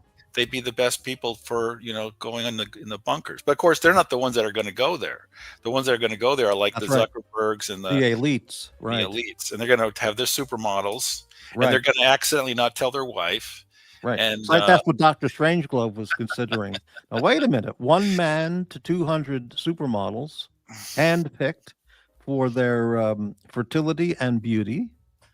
All right. This is he was into that idea. Right. And the thing about it's going to be funny is what's going to happen is they're going to feel the need for security to keep things under control. So they're going to have like 3 or 4 of these, like Navy SEAL type guys there. Right. To keep people from coming in, and also to keep all the people in order. But the Navy SEAL guys are going to say, who the hell is this guy? And they're going to take over. Exactly. Be the underground police. Right? So it's not going to work out well for anybody. Right. And spam will be the food, because spam can last forever until it's opened up. Well, even after it's opened up, it can last forever. Spam and Twinkies. That's it. Yeah. That's all you need. Frightening. Why are the aliens mostly portrayed as having bad intentions? I guess we will always have ET. Well, if you were traveling, 5,000 light years and you came to Earth, you're not coming to take a bath, go swimming and go back home. I wouldn't think. I mean, you're coming here to conquer, destroy, and take all the dilithium crystals back with you. Well, So, see, that's the thing. I mean, there's everything is everywhere in the universe. So there's no reason to travel all the way across here to get our water or our our um, our food or our plants or anything. I think if mm. there was intelligent aliens and they came here, they'd be just like scientist types who want to look and investigate us. So I don't think they'd be too. And they'd come here and they'd meet Joe Biden, and they go, "So, tell us about life on planet Earth." And you go, "Well, you transfer, yeah." The one thing I think, this is my own theory, is that consciousness is actually a really special and really rare thing. And it's Mm. not just molecules doing something different. It's like, our brain isn't just like our liver, but it just processes thoughts instead of processing food. It's not like that. I know materialists and people that don't believe in God or spirits or anything like that, they believe it's just very complicated computer or something like that. But every time somebody's tried to say that or explain that, they always fail. The philosophers always say, nope, this doesn't make sense. And they basically tell them, go back to the drawing board. So I could see aliens wanting to visit us just because we're conscious, but I don't know if they want to kill us. I think they just want to have a conversation or just watch us do things. But There'll be a lot of probing, maybe. Exactly, yeah. But I don't know why they'd go through the other end, but they seem to be very happy with that. Well, didn't Vlad the Impaler impale 100,000 of the enemy and his own people, or 10,000, or impaling is a weird fucking thing to do. I watched a video on what actually the impaling was. It's unbelievable. Ouch, ouch, ouch. Unbelievable, yeah.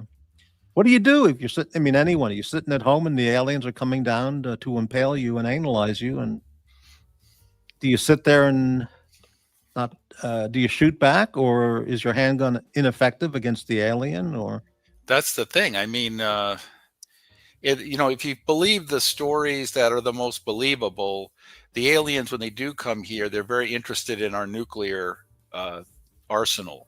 And so, they actually have deactivated some of our ICBMs and things like that. And so maybe that's the one thing that we have that they fear is our nukes.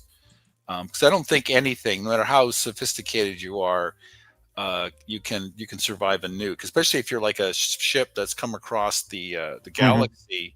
You're not going to want this really thick-hulled ship that's going to cost all this extra energy to move across the galaxy. And that's what you'd need if you wanted to protect against like a nuclear blast. So, right. So I think that's one thing that again, I'm like 50-50 on aliens. Like, had they already visited and stuff, I think has a good 50% chance that they have, and there's a 10% chance that they've made treaties with our presidents and stuff. Well, they met with Eisenhower, apparently. That's that's a 10% there for me. And there's a 1% that comes to Morty's Diner, for the daily specials. Exactly. Well, how could they travel 5,000 light years to get a sandwich at Morty's Diner? How could they resist the blue plate special, right? Right. The Dirk Diggler grilled cheese and bowl of tomato soup. Right. They don't have that back where they're from. So I made myself a believe it or not, a vegetarian dinner tonight. Okay. So I actually made my typical spaghetti, but instead of ground beef, I had chopped zucchini and squash and mushrooms. Oh, very nice. So that was really good. Great. That sounds great. Do you add Parmesan cheese? At the end, yeah. Do you say Parmesan or Parmesan? Parmesan. I say Jean. I say Jean. Parmesan. Oh, that's what I always heard. Then I heard TV commercials for Kraft Parmesan cheese. When I was a kid, I go, Parmesan? What the fuck is Parmesan? It's Parmesan cheese, but I don't know. I've heard Parmesan. I've never heard of that. That sounds like a paramecium. Yeah, the people don't know how to pronounce things, but I don't know. I mean, I think, again, sometimes it's actually one's right and one's wrong, and sometimes it's just a different dialect depending on what part of Italy people came from. Good point. McLobster, mushroom bolognese. Do you say bolognese? Bolognese is good. Mushroom bolognese can be quite tasty. What's the word for mushroom in Italian? Would you know? I bet you it's some very complicated Is it, sounding word. I'm going to look it up. is it portobello? Let me look it up here. Translate mushroom. I bet you when I see it, I'm going to recognize the word. Translate to Italian. Fungo. Yeah, fungo. Like fungi, yeah. Okay, Yeah, fungo. Fungo. Fungo. Fungo bolognese. Bolognese. Yeah. Fungi. Fungicide. Ugh. Fungicide. Yeah. Yeah, once I was doing, we're doing a what they call a progressive dinner, and it's like you go to one person's house and you have drinks and hors d'oeuvres. You go to another person's house and have dinner, and then you go to a third person's house and have dessert. So you have like about 10 or 15 people. This whole Wow. thing.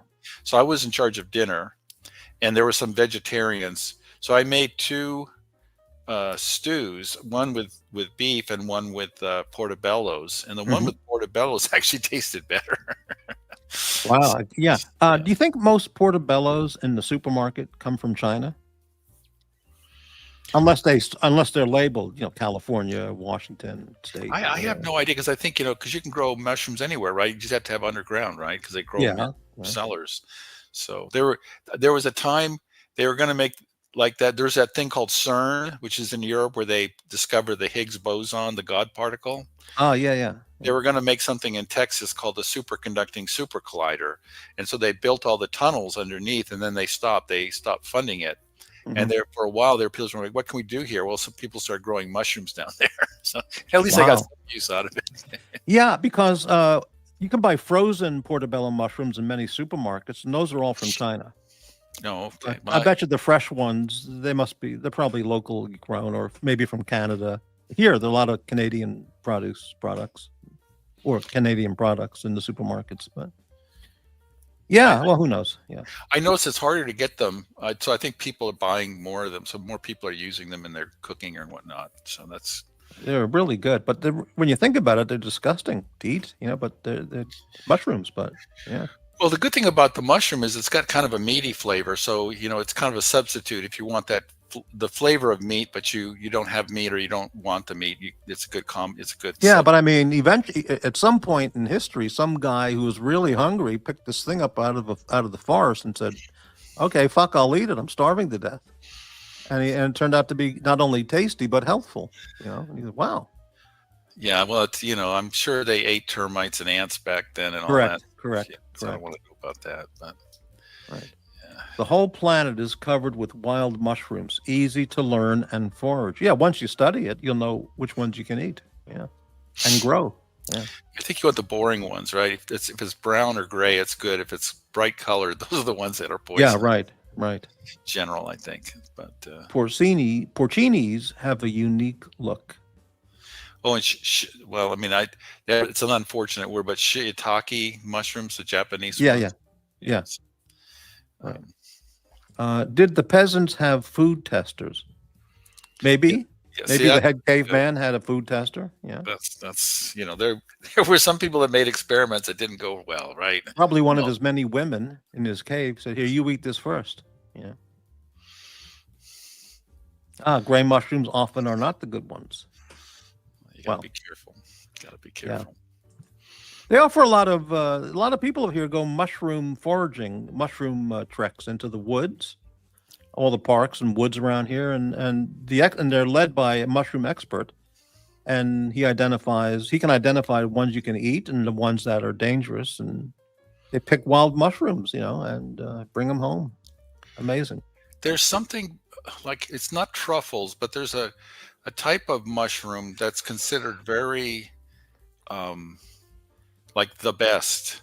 And a friend of mine was able to get some of those. He able to on his he has a 10 or 15 acre property in the Midwest, and he has all this lumber there, and I think wood and stuff, so they grow on the in the hollows of the wood and stuff. So right. I can't remember what they call it, but anyway, you can go crazy. If I'm gonna eat it like on a salad or something, I want to get something nice, where like a sandwich.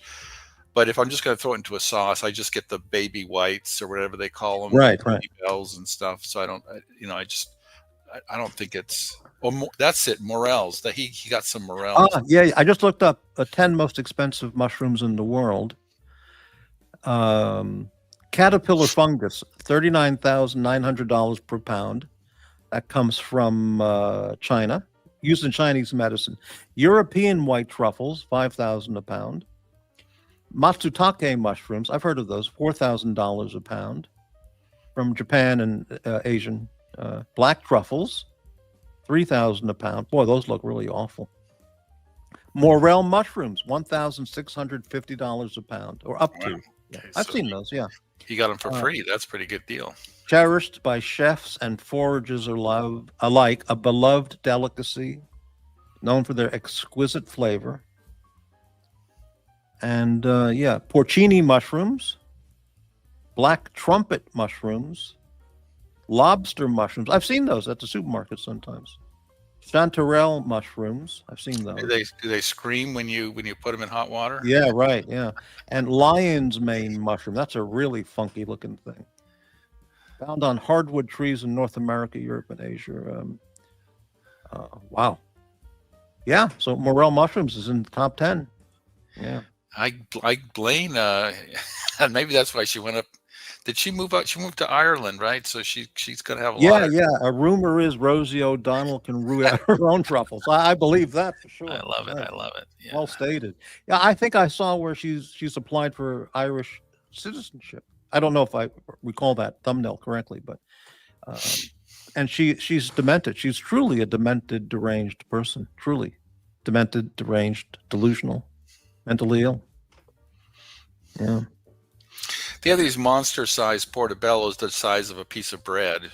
Yeah. And I've had them where they dust them with a little bit of olive oil and some salt and pepper, whatever, and then they fry them up and stick them in a sandwich with some lettuce and tomato. And Right. That's a good sandwich.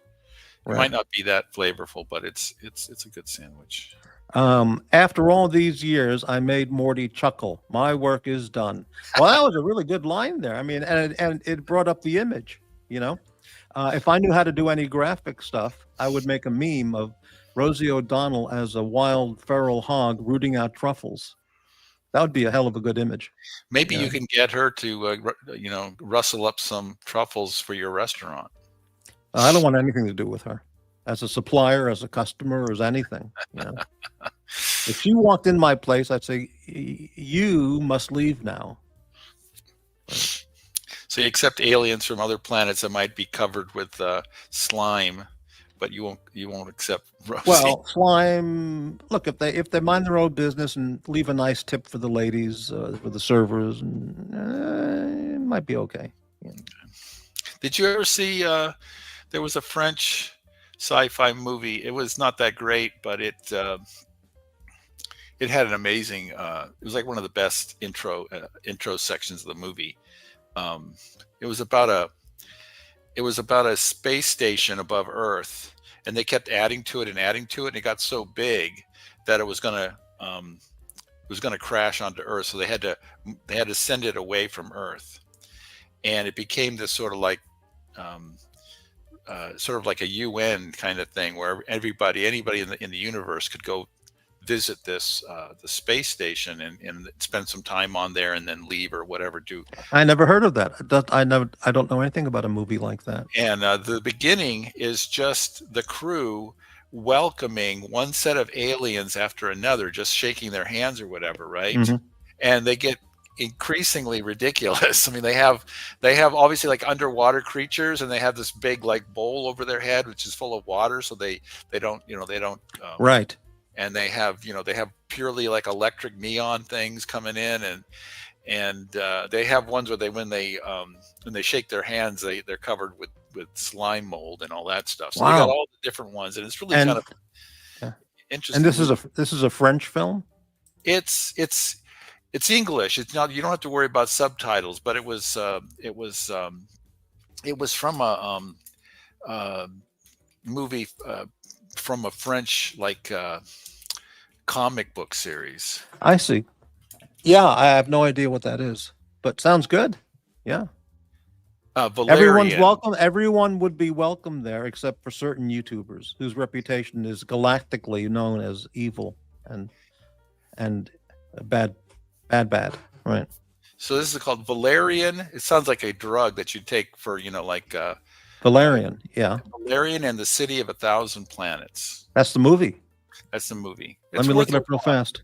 Yeah, it's worth a watch. And I think you can get on YouTube. You can get Got the it. first 5 minutes and Okay. watch. That's the best part of the movie is the first 5 minutes. Thank you for that. Yeah, there's some clips on YouTube, and Yeah. I'm going to save that. Directed by Luc Besson. Okay, a famous director of French director. A dark force threatens Alpha, a vast metropolis and home to species from 1,000 planets. Special operatives Valerian and Laureline must race to identify the marauding menace and safeguard not just Alpha, but the future of the universe. Wow. Okay, I just saved it, and I'll look for it later on. Wow. It's on Cinemax and Hulu, Disney, and Amazon Prime, You got a lot of choices. HBO. Wow. Yeah, I've never seen it on like Tubi or anything that's free yet. Yeah, there's probably some Russian website where I can download it for free with all the infected viruses and stuff. But there's some interesting things. They got some interesting, futuristic things in there. But the best part is the first 5 minutes, and I think Yeah, no, I'm going to look for that. Yeah. Sounds good. it's kind of fun. McLobster, a lot of scientists think it's likely mushrooms came from other galaxies. The spores can survive. Wow, spore talk. Wow. See, now that was an interesting thing. There's like it sounds worse than it really is, but there's a theory called panspermia, which is when the universe started out, it was very hot. Obviously, if the Big Bang theory is correct, it was very hot, and then it started expanding. Mhm. So there was some time at which, it might have been like it could have been like there was 70 degrees Fahrenheit in between the planets and stuff, or in between the stars. Mhm. And if you had some amino acids and things like that were created somehow, because they have found that amino acids on the surface of meteors that come in here, Mhm. there's a chance that they could have collected and become more than just amino acids. They could become more sophisticated molecules, and they could lead to life. So life could have started not on Earth, but it could have started in the middle of the stars. Mhm. And then just been planted here. Now, of course, there's all sorts of arguments against that, but the idea that you could have some mushroom, stuck on maybe there's some other world, and it Could the crashed. amino acids survive in an area without any oxygen or air, like in space? I believe so, and they're just I think they're in the holes and the crevices of all the Mhm. so they could be like. There's like comets that are going through space at some ridiculous speed, and maybe the surface up front, if a star is shining on it, is super hot. Uh-huh. On the other side, which is completely not facing it, it's super cold. And if they're stuck in a piece of ice, then they're gonna like basically just be hibernating until they get released. They're like saying like Mercury, even though it's like super hot on the side facing the sun, the other side is super cold, because there's no atmosphere there. So there's no transfer of heat from one side to the other. So you could freeze to death on Mercury, which is kind of crazy. But And McLobster, yes, Morty, they discovered this last week. Building blocks of life inside a meteor. Wow.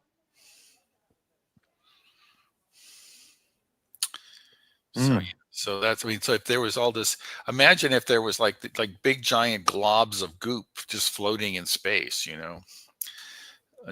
protoplasm of some, and meteors go smushing through it, and they get covered in all this goo, and then they land on the planet, and all of a sudden you got all this goo that becomes life. So Do you wish you could stay around for thousands of years to see what happens?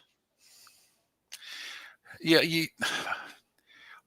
I don't think so. I don't know, because like I mean, watching YouTube, the drama on Archie Luxury and everybody else for thousands of years, just keep watching it, and life in general, and alien talk, and untold conspiracy theories, and No, I mean, it's funny, like every once in a while I say, yeah, I should see a movie, and then I'll go in and I'll go to Tubi or something like that.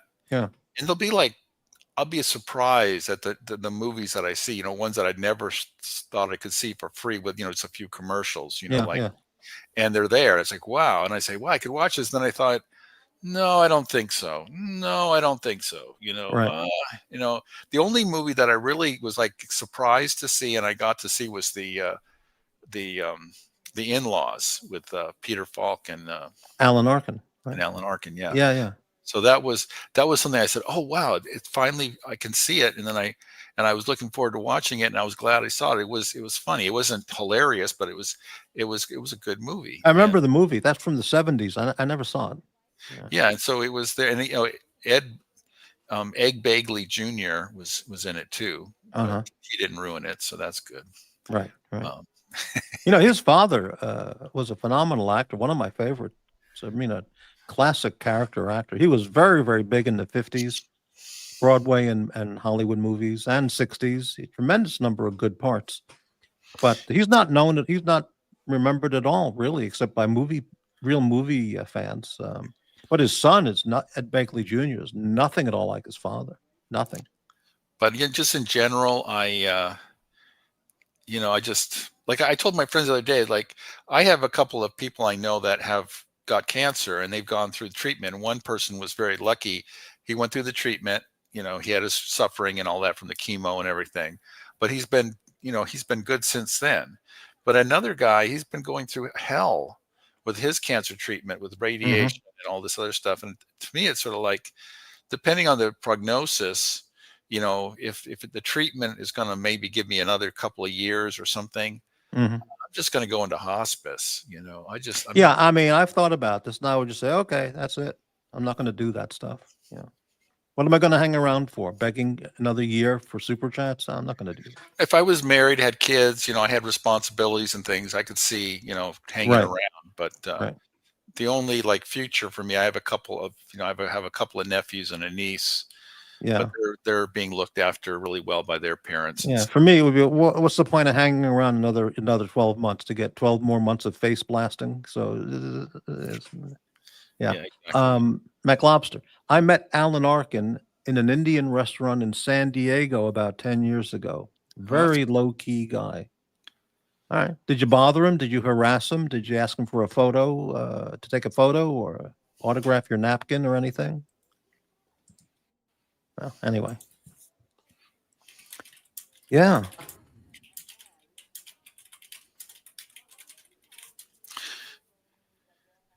Yeah, there's a guy named Kevin Pollock Sure. Yeah. he's a comic with a really good array of impersonations, Uh-huh. and he does this amazing Alan Arkin. Really, that's very unusual And character he to had pick. he was in some movies with him, and he became friends, and they would go out to dinner every once with their wives and stuff like that. And he he played some great pranks. He would he would call Alan Arkin for some reason, and then he'd get the answering machine, and then he would leave a message as if he was Alan Arkin. Remember to get the milk or something like that, right? Right. And so then Alan Arkin would say, "Oh, I must have forgotten to get the milk," and he'd go out and and then he realized it wasn't him. It was. uh, yeah, you could hear the story. It's absolutely hilarious. But Okay, I just saved that on YouTube. I googled Kevin Pollock, Alan Arkin, and yeah, I'll play that later yeah, on. it's I'll just look at that. absolutely hilarious story. It's absolutely hilarious story. Yeah. Wow. Okay. Interesting. Because I mean, there's people that do like Christopher Walken, but Christopher Walken says none of them are like me. But this Alan Yeah. Arkin is Alan Arkin. It's not even. it's it's just so spot on. He's even got Amazing. the kind of like Eeyore like attitude that Alan Arkin has. The Hmm. kind of Alan Arkin made a tremendous number of movies, and he was never well. He did make movies where he was the lead actor. He was in the 60s, 70s, 80s, 90s, and beyond making films. I mean, tremendous career. yeah. He was Yeah. in Glenn Ross. That was a good Sure. movie. And then he Yeah. was in the one Miss Sunshine. It was about the Oh, I hated that movie, Little Miss Sunshine. Absolute shit. Yeah. Well, And then and then I saw these movie critics on TV shows that said, "Oh, what a terrific film! You should get an Oscar," and it was nothing. No, I liked that movie because I was Uh-huh. in Colorado at the time, and there was that horrible story about the young girl that got killed. You know, she was a beauty pageant. Yeah, What was yeah. her name anyway? So the fact that ultimately it was a way of basically poking, fun at this horrible, underage beauty pageant thing. I Yeah. thought that it was a good public service announcement. Yeah, I remember seeing him in Catch 22. Oh yeah, and people didn't like him in that because he was too tall or something. He wasn't. He didn't look like the people had thought the character was supposed to look like in the I book. forgot his character. I remember he was in the movie. Orson Welles and a bunch of stars were in that Well, he film. was the main character. He was the guy. Okay, yeah. That was like an Armenian name, and it's funny. It's exact opposite of Reacher. People hated Tom Cruise because he was too short to be Right. Reacher, and then they hated Alan Arkin because he was too tall to Right. be Okay. your Boygan or something.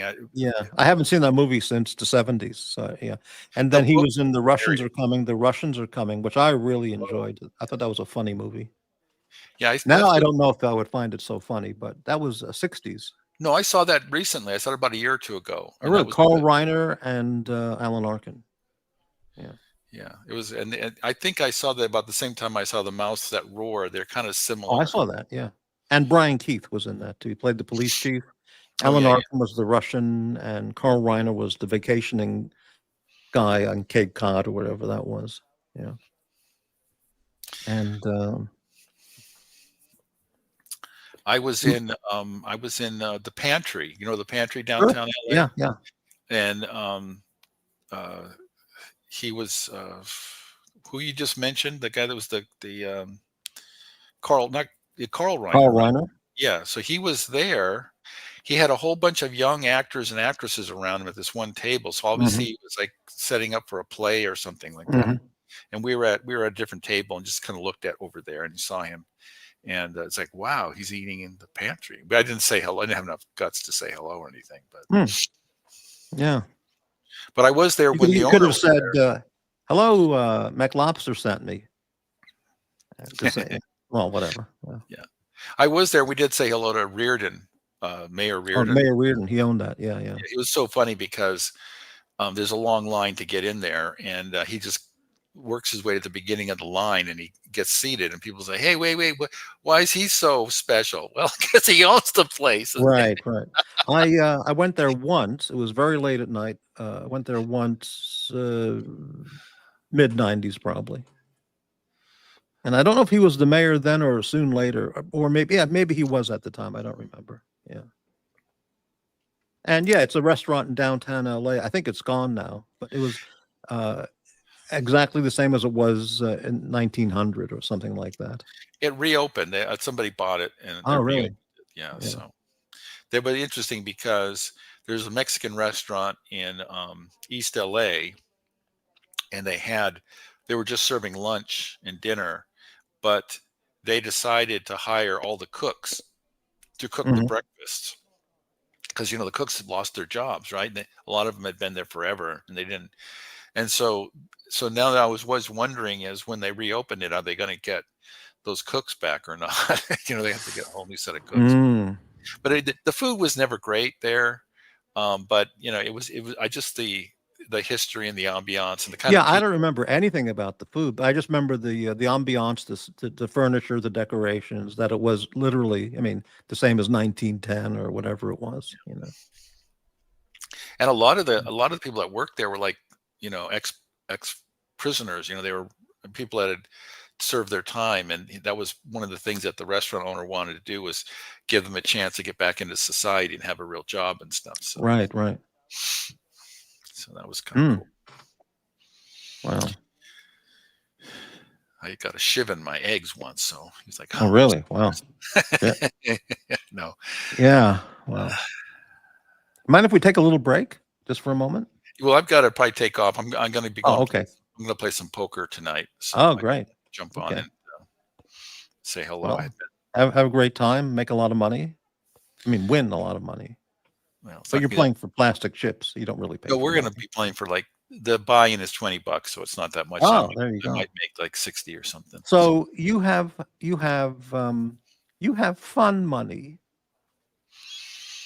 Watch, Nicholas has fun money. I don't have any fun money. You have fun Well, I'm money. still working, so I still have an income, and You have fun money. That's the key, right? yeah. So So just go get that greeter job at Walmart. get the job right. Go to the pantry and get a job with the prisoners, the ex-prisoners. Exactly.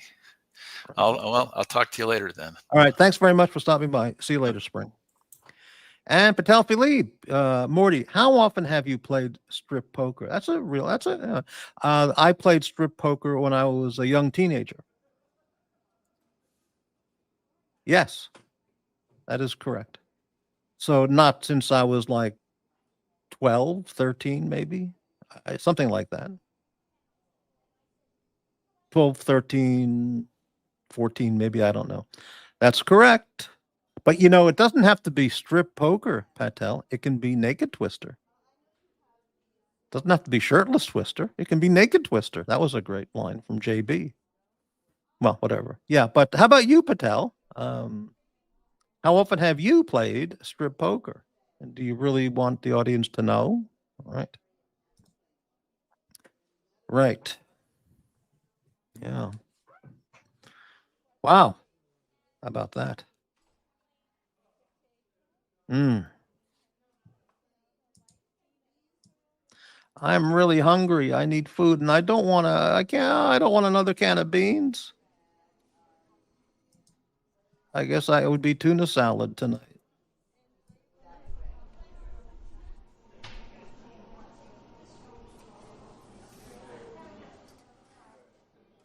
I wonder what Patel Philippe eats every day. Probably caviar, morel mushrooms, champagne, prime steaks,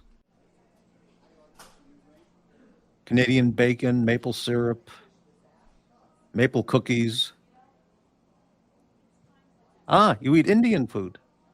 I see. Patel, do you have a favorite Indian dish? Can you say the name of that? One of your favorite Indian dishes. And what is this thing with what's called butter chicken? Why is it called butter chicken? It's just chicken cooked in butter? So what makes that so special? Well, whenever you roast a chicken, it's cooked in butter or, brushed with butter. Or, I don't know. Butter chicken. I don't get it. Okay, we got an answer. My favorite Indian dish is called nihari. It's a beef shank stew you eat with naan. Okay, naan bread. I never had that, but okay. It's a beef. Well, that sounds pretty good.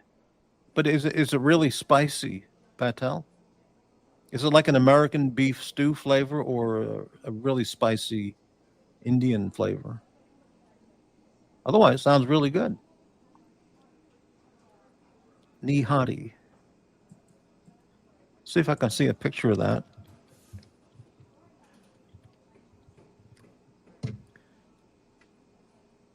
Here it is. Now this says nihari, a classic Pakistani dish. A one-pot authentic nihari recipe that simplifies. Keep rigging for everything you need. Looks very good. Okay. Um, uh, um, well, I don't know any of these foods.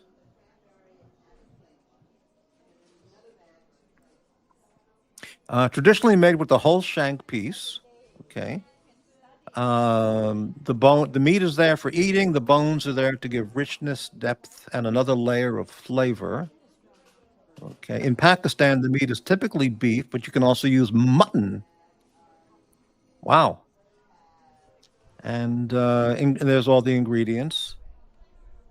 And Kashmiri chili powder, 1 tablespoon. 1 tablespoon red chili powder, 1 tablespoon, 1.5 tablespoons garlic paste, and ginger paste, turmeric powder, coriander powder.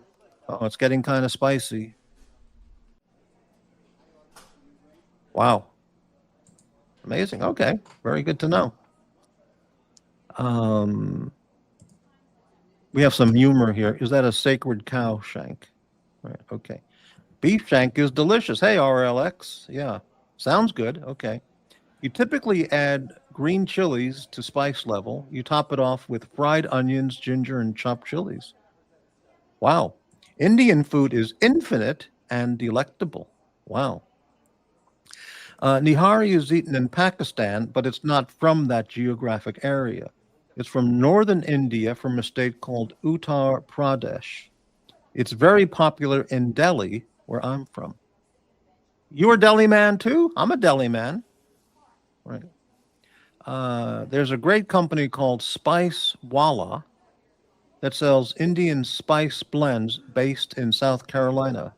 Spice Walla. Okay. Patel. It may sound strange since Hindus don't eat beef, but the dish actually came from the Mughal Empire, which was a Muslim dominated rule over India. Wow, some Indian history there. Amazing. Hmm.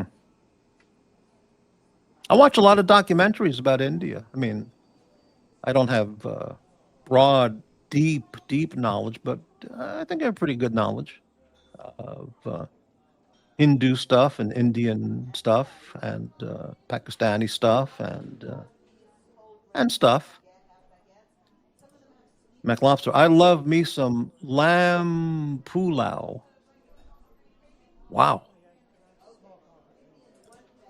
Well, I've eaten lamb chops. You know, lamb is good. You just need to cook it properly, or else it can be gamey. Wow. Well, I like lamb chops with green mint jelly. You know, McLobster has a friend who grew up in Pakistan. Wow. Got some Indian food talk there. How about that? Hey, Patel, don't tell us the name, but do you have a favorite Indian restaurant in Montreal or Toronto? It's a yes or no. Maybe when I get up there, we can go there and we can order nihari and a mango lassi, and a lamb pulao. Wow.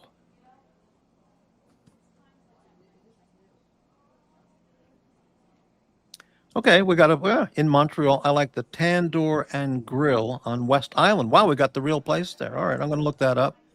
Tandoor and Grill, and I'm going to save that.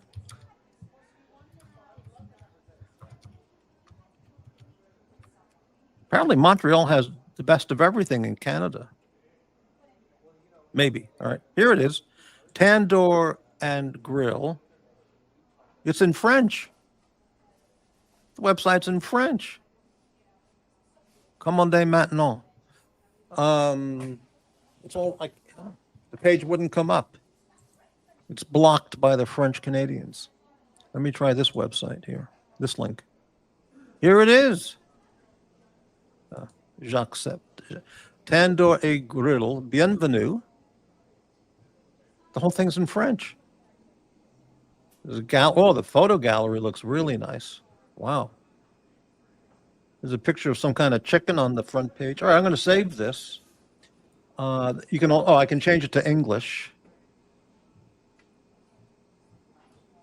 Got it. Okay, thanks for that information. I'm going to check out that website, and when I'm in Montreal, I'll invite you if you want to go. I mean, you'll have to pay, of course, Archie style, but great to know. All right, great. In Toronto, there are too many to name. They have the best Indian food in North America. Okay, Toronto is it for the best Indian food in North America. Wow, how about that? Amazing.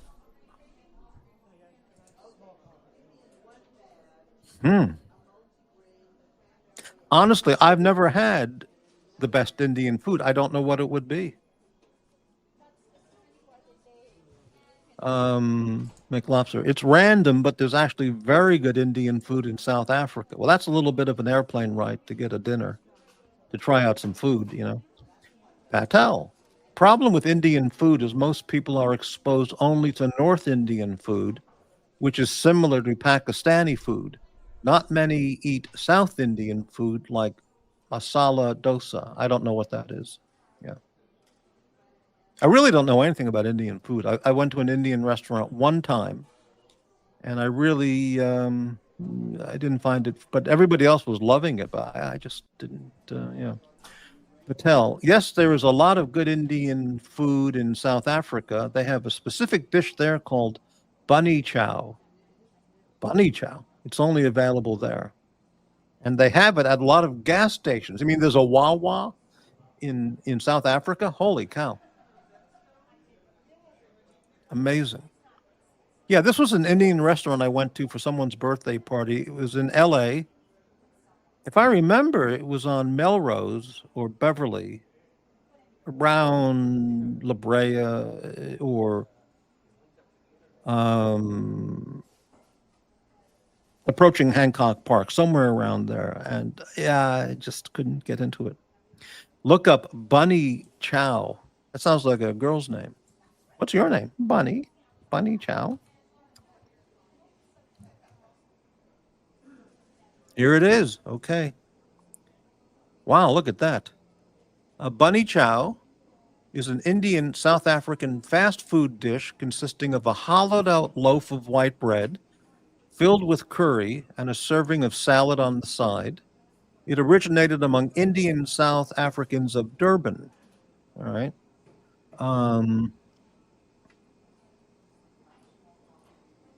Wow. Okay. Looks very simple. Bunny chow. Amazing.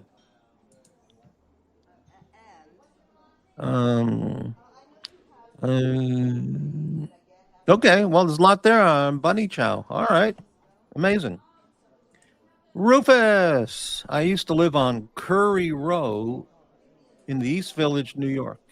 Literally 20 Indian restaurants on 2 city blocks. Amazing food. Well, that was not there when I was there, which was, a century ago.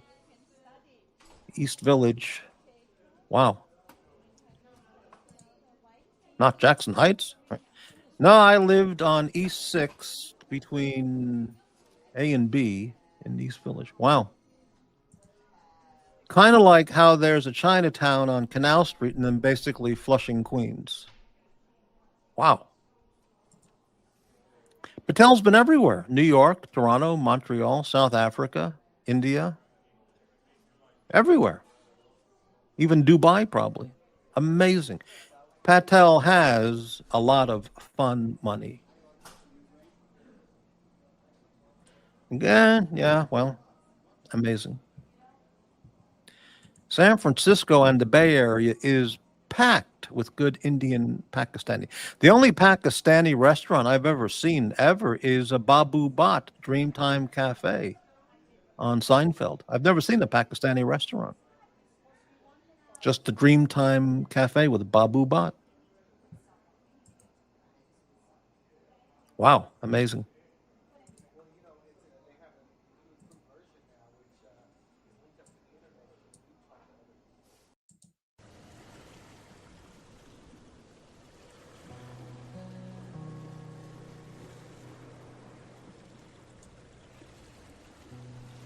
Rufus, I had a curry wrap tonight. Funny we're talking about Indian food. Yeah, it's kind of like a kismet. It all comes together here. On the channel with no money, no fun money.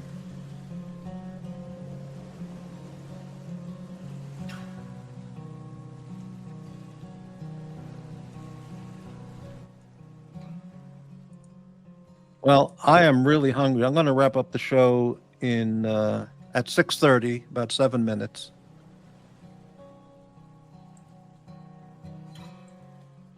Wow, all that Indian food talk made me hungry, but let's take a break.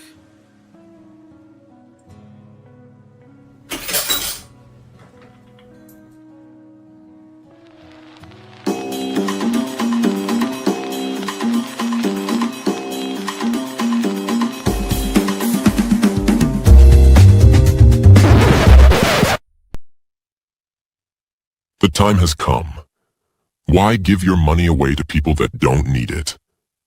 Morty needs the money. It's time to make it rain, bitches.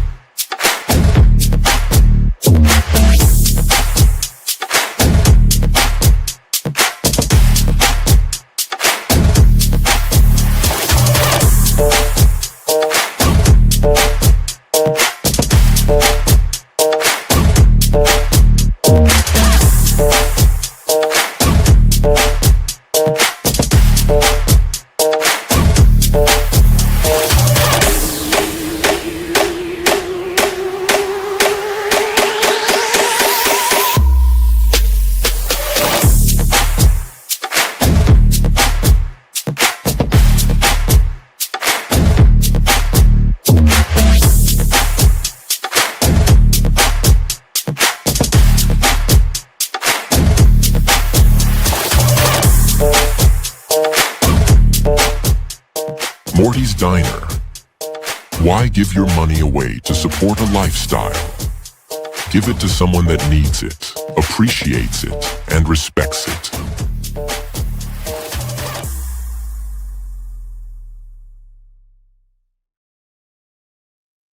You know how I will know that I've really made it in life? When I can come on my channel on a live stream and say, you know, folks, today I lost $18,000 in the stock market.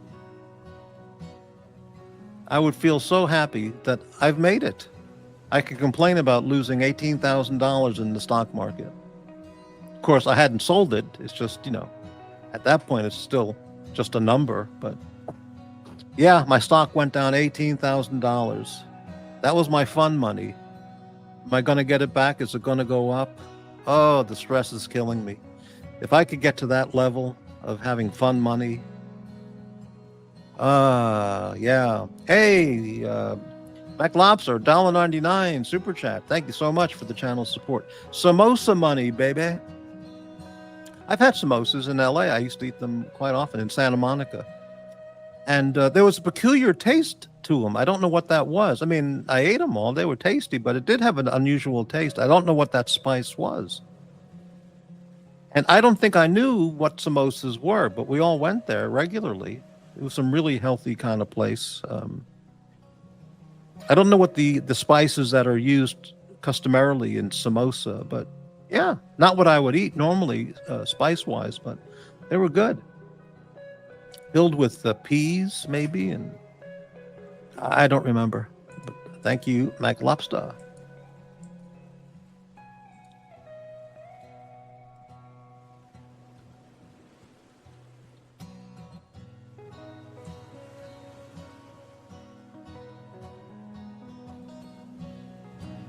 All right, it's coming up on a 3-hour show, so that's pretty great.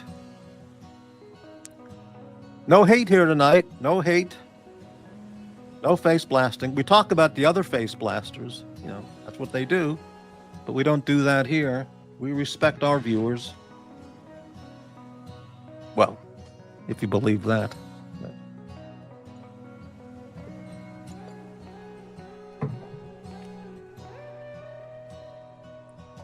I could really go for a bowl of spaghetti and meat sauce with some garlic bread. That would be perfect for tonight. Okay, it would be one of these spices, Morty. Cumin. See, I don't know what cumin tastes like or smells like. I'd have to see a bottle of it. And coriander. Okay, again, I've had that, and I see it everywhere, but I don't know. I'd have to open up a bottle. Maybe in the next time I go to the supermarket, at the spice section, I'll just open them up and sniff them and see what they smell like. Cumin, coriander, garam masala, and turmeric. Yeah, I don't know what those individually smell like. So what the aroma is. So, but you're right. It would be probably in those ingredients. Maybe I can just go to an Indian restaurant and, just give the maitre d', get the hostess, just give them a 20. Say, can I just go in the kitchen and sniff cumin, coriander, garam masala, and turmeric, and I'll leave. And they'll say, okay. Yeah. I love that tamarind sauce with the samosas. Maybe that was it. I don't know what those spices smell like. Damn. Yeah. I need to research that. There must be really, really good Indian restaurants, obviously, here in Portland, as well as any other big city. I could look into what are the best ones in town, but I don't have any fun money to go there.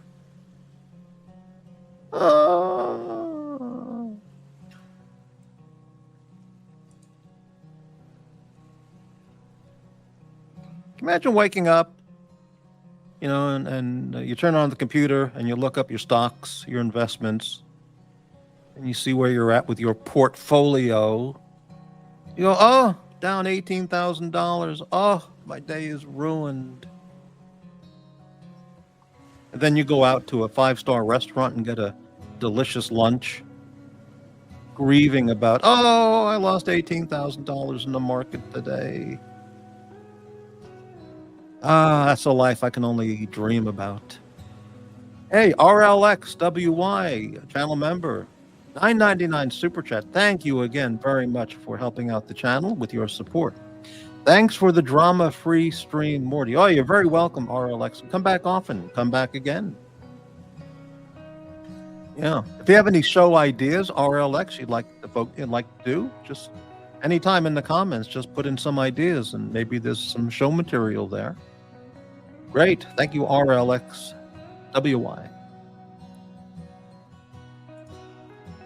Losing 18 grand is like losing 18,000 samosas.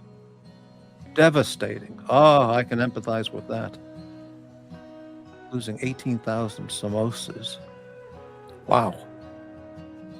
You could feed a whole village with that. Wow. Amazing.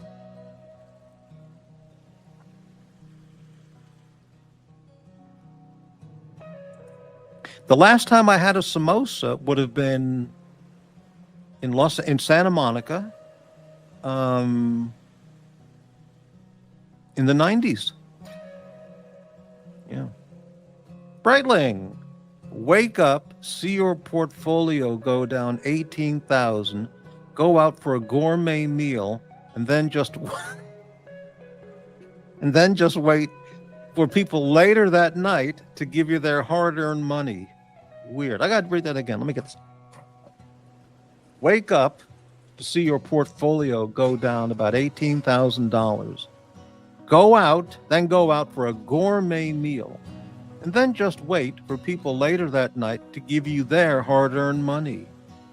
Weird. Isn't that amazing? Again, you sum it up just perfectly there, Brightling. It's absolutely amazing. Those people have got it made.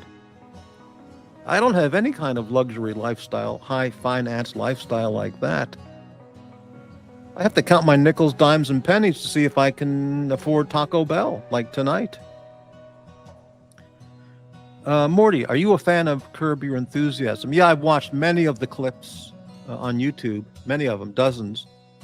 I've never seen the show, complete, because that's on HBO or some channel, or Amazon Prime or something. Yeah, it's very funny. I have a lot to criticize Larry David about. Some of his stuff is just totally unacceptable content. But hey, just my opinion. And he's a absolutely extreme leftist, liberal Democrat, Californian, Trump hater, deranged, But yeah, he's definitely funny,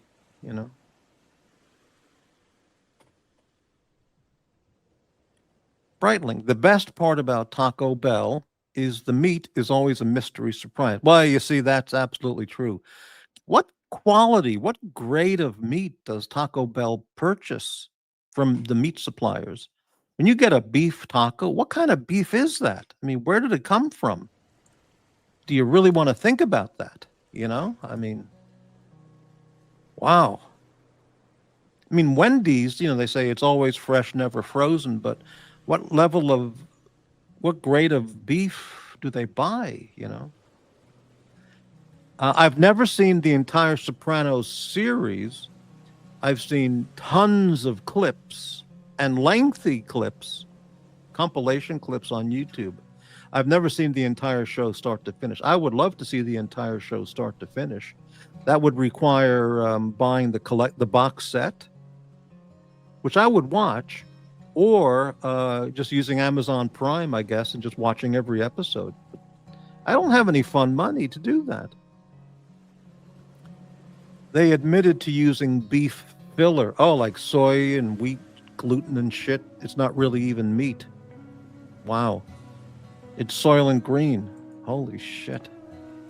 Pink slime meat. Yeah, when I do go to Eat Del Taco, or I don't get any beef dishes. I just get the beans and cheese, which of course, what genetically mutated beans are they being supplied with? From what company?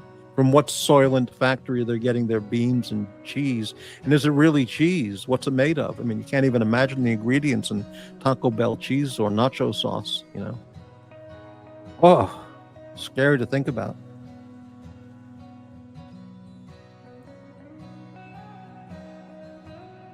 Mm. All right, last 2 minutes. Going to wrap it up in a minute or two. So we went from talking to mystery meat and pink slime meat to Soylent Green, Indian and Pakistani food, the watch drama, quick overview at the beginning of the show, and meteors and asteroids with amino acids. Wow. And nihari, Patel's favorite Indian dish. Taco Bell got in trouble at one time for saying their meat was 100% beef. It wasn't. They corrected it since, I believe, but never admitted what was the filler exactly. Wow, mystery. The only time you don't want military grade is when concerning beef. Holy shit. Wow. Mm.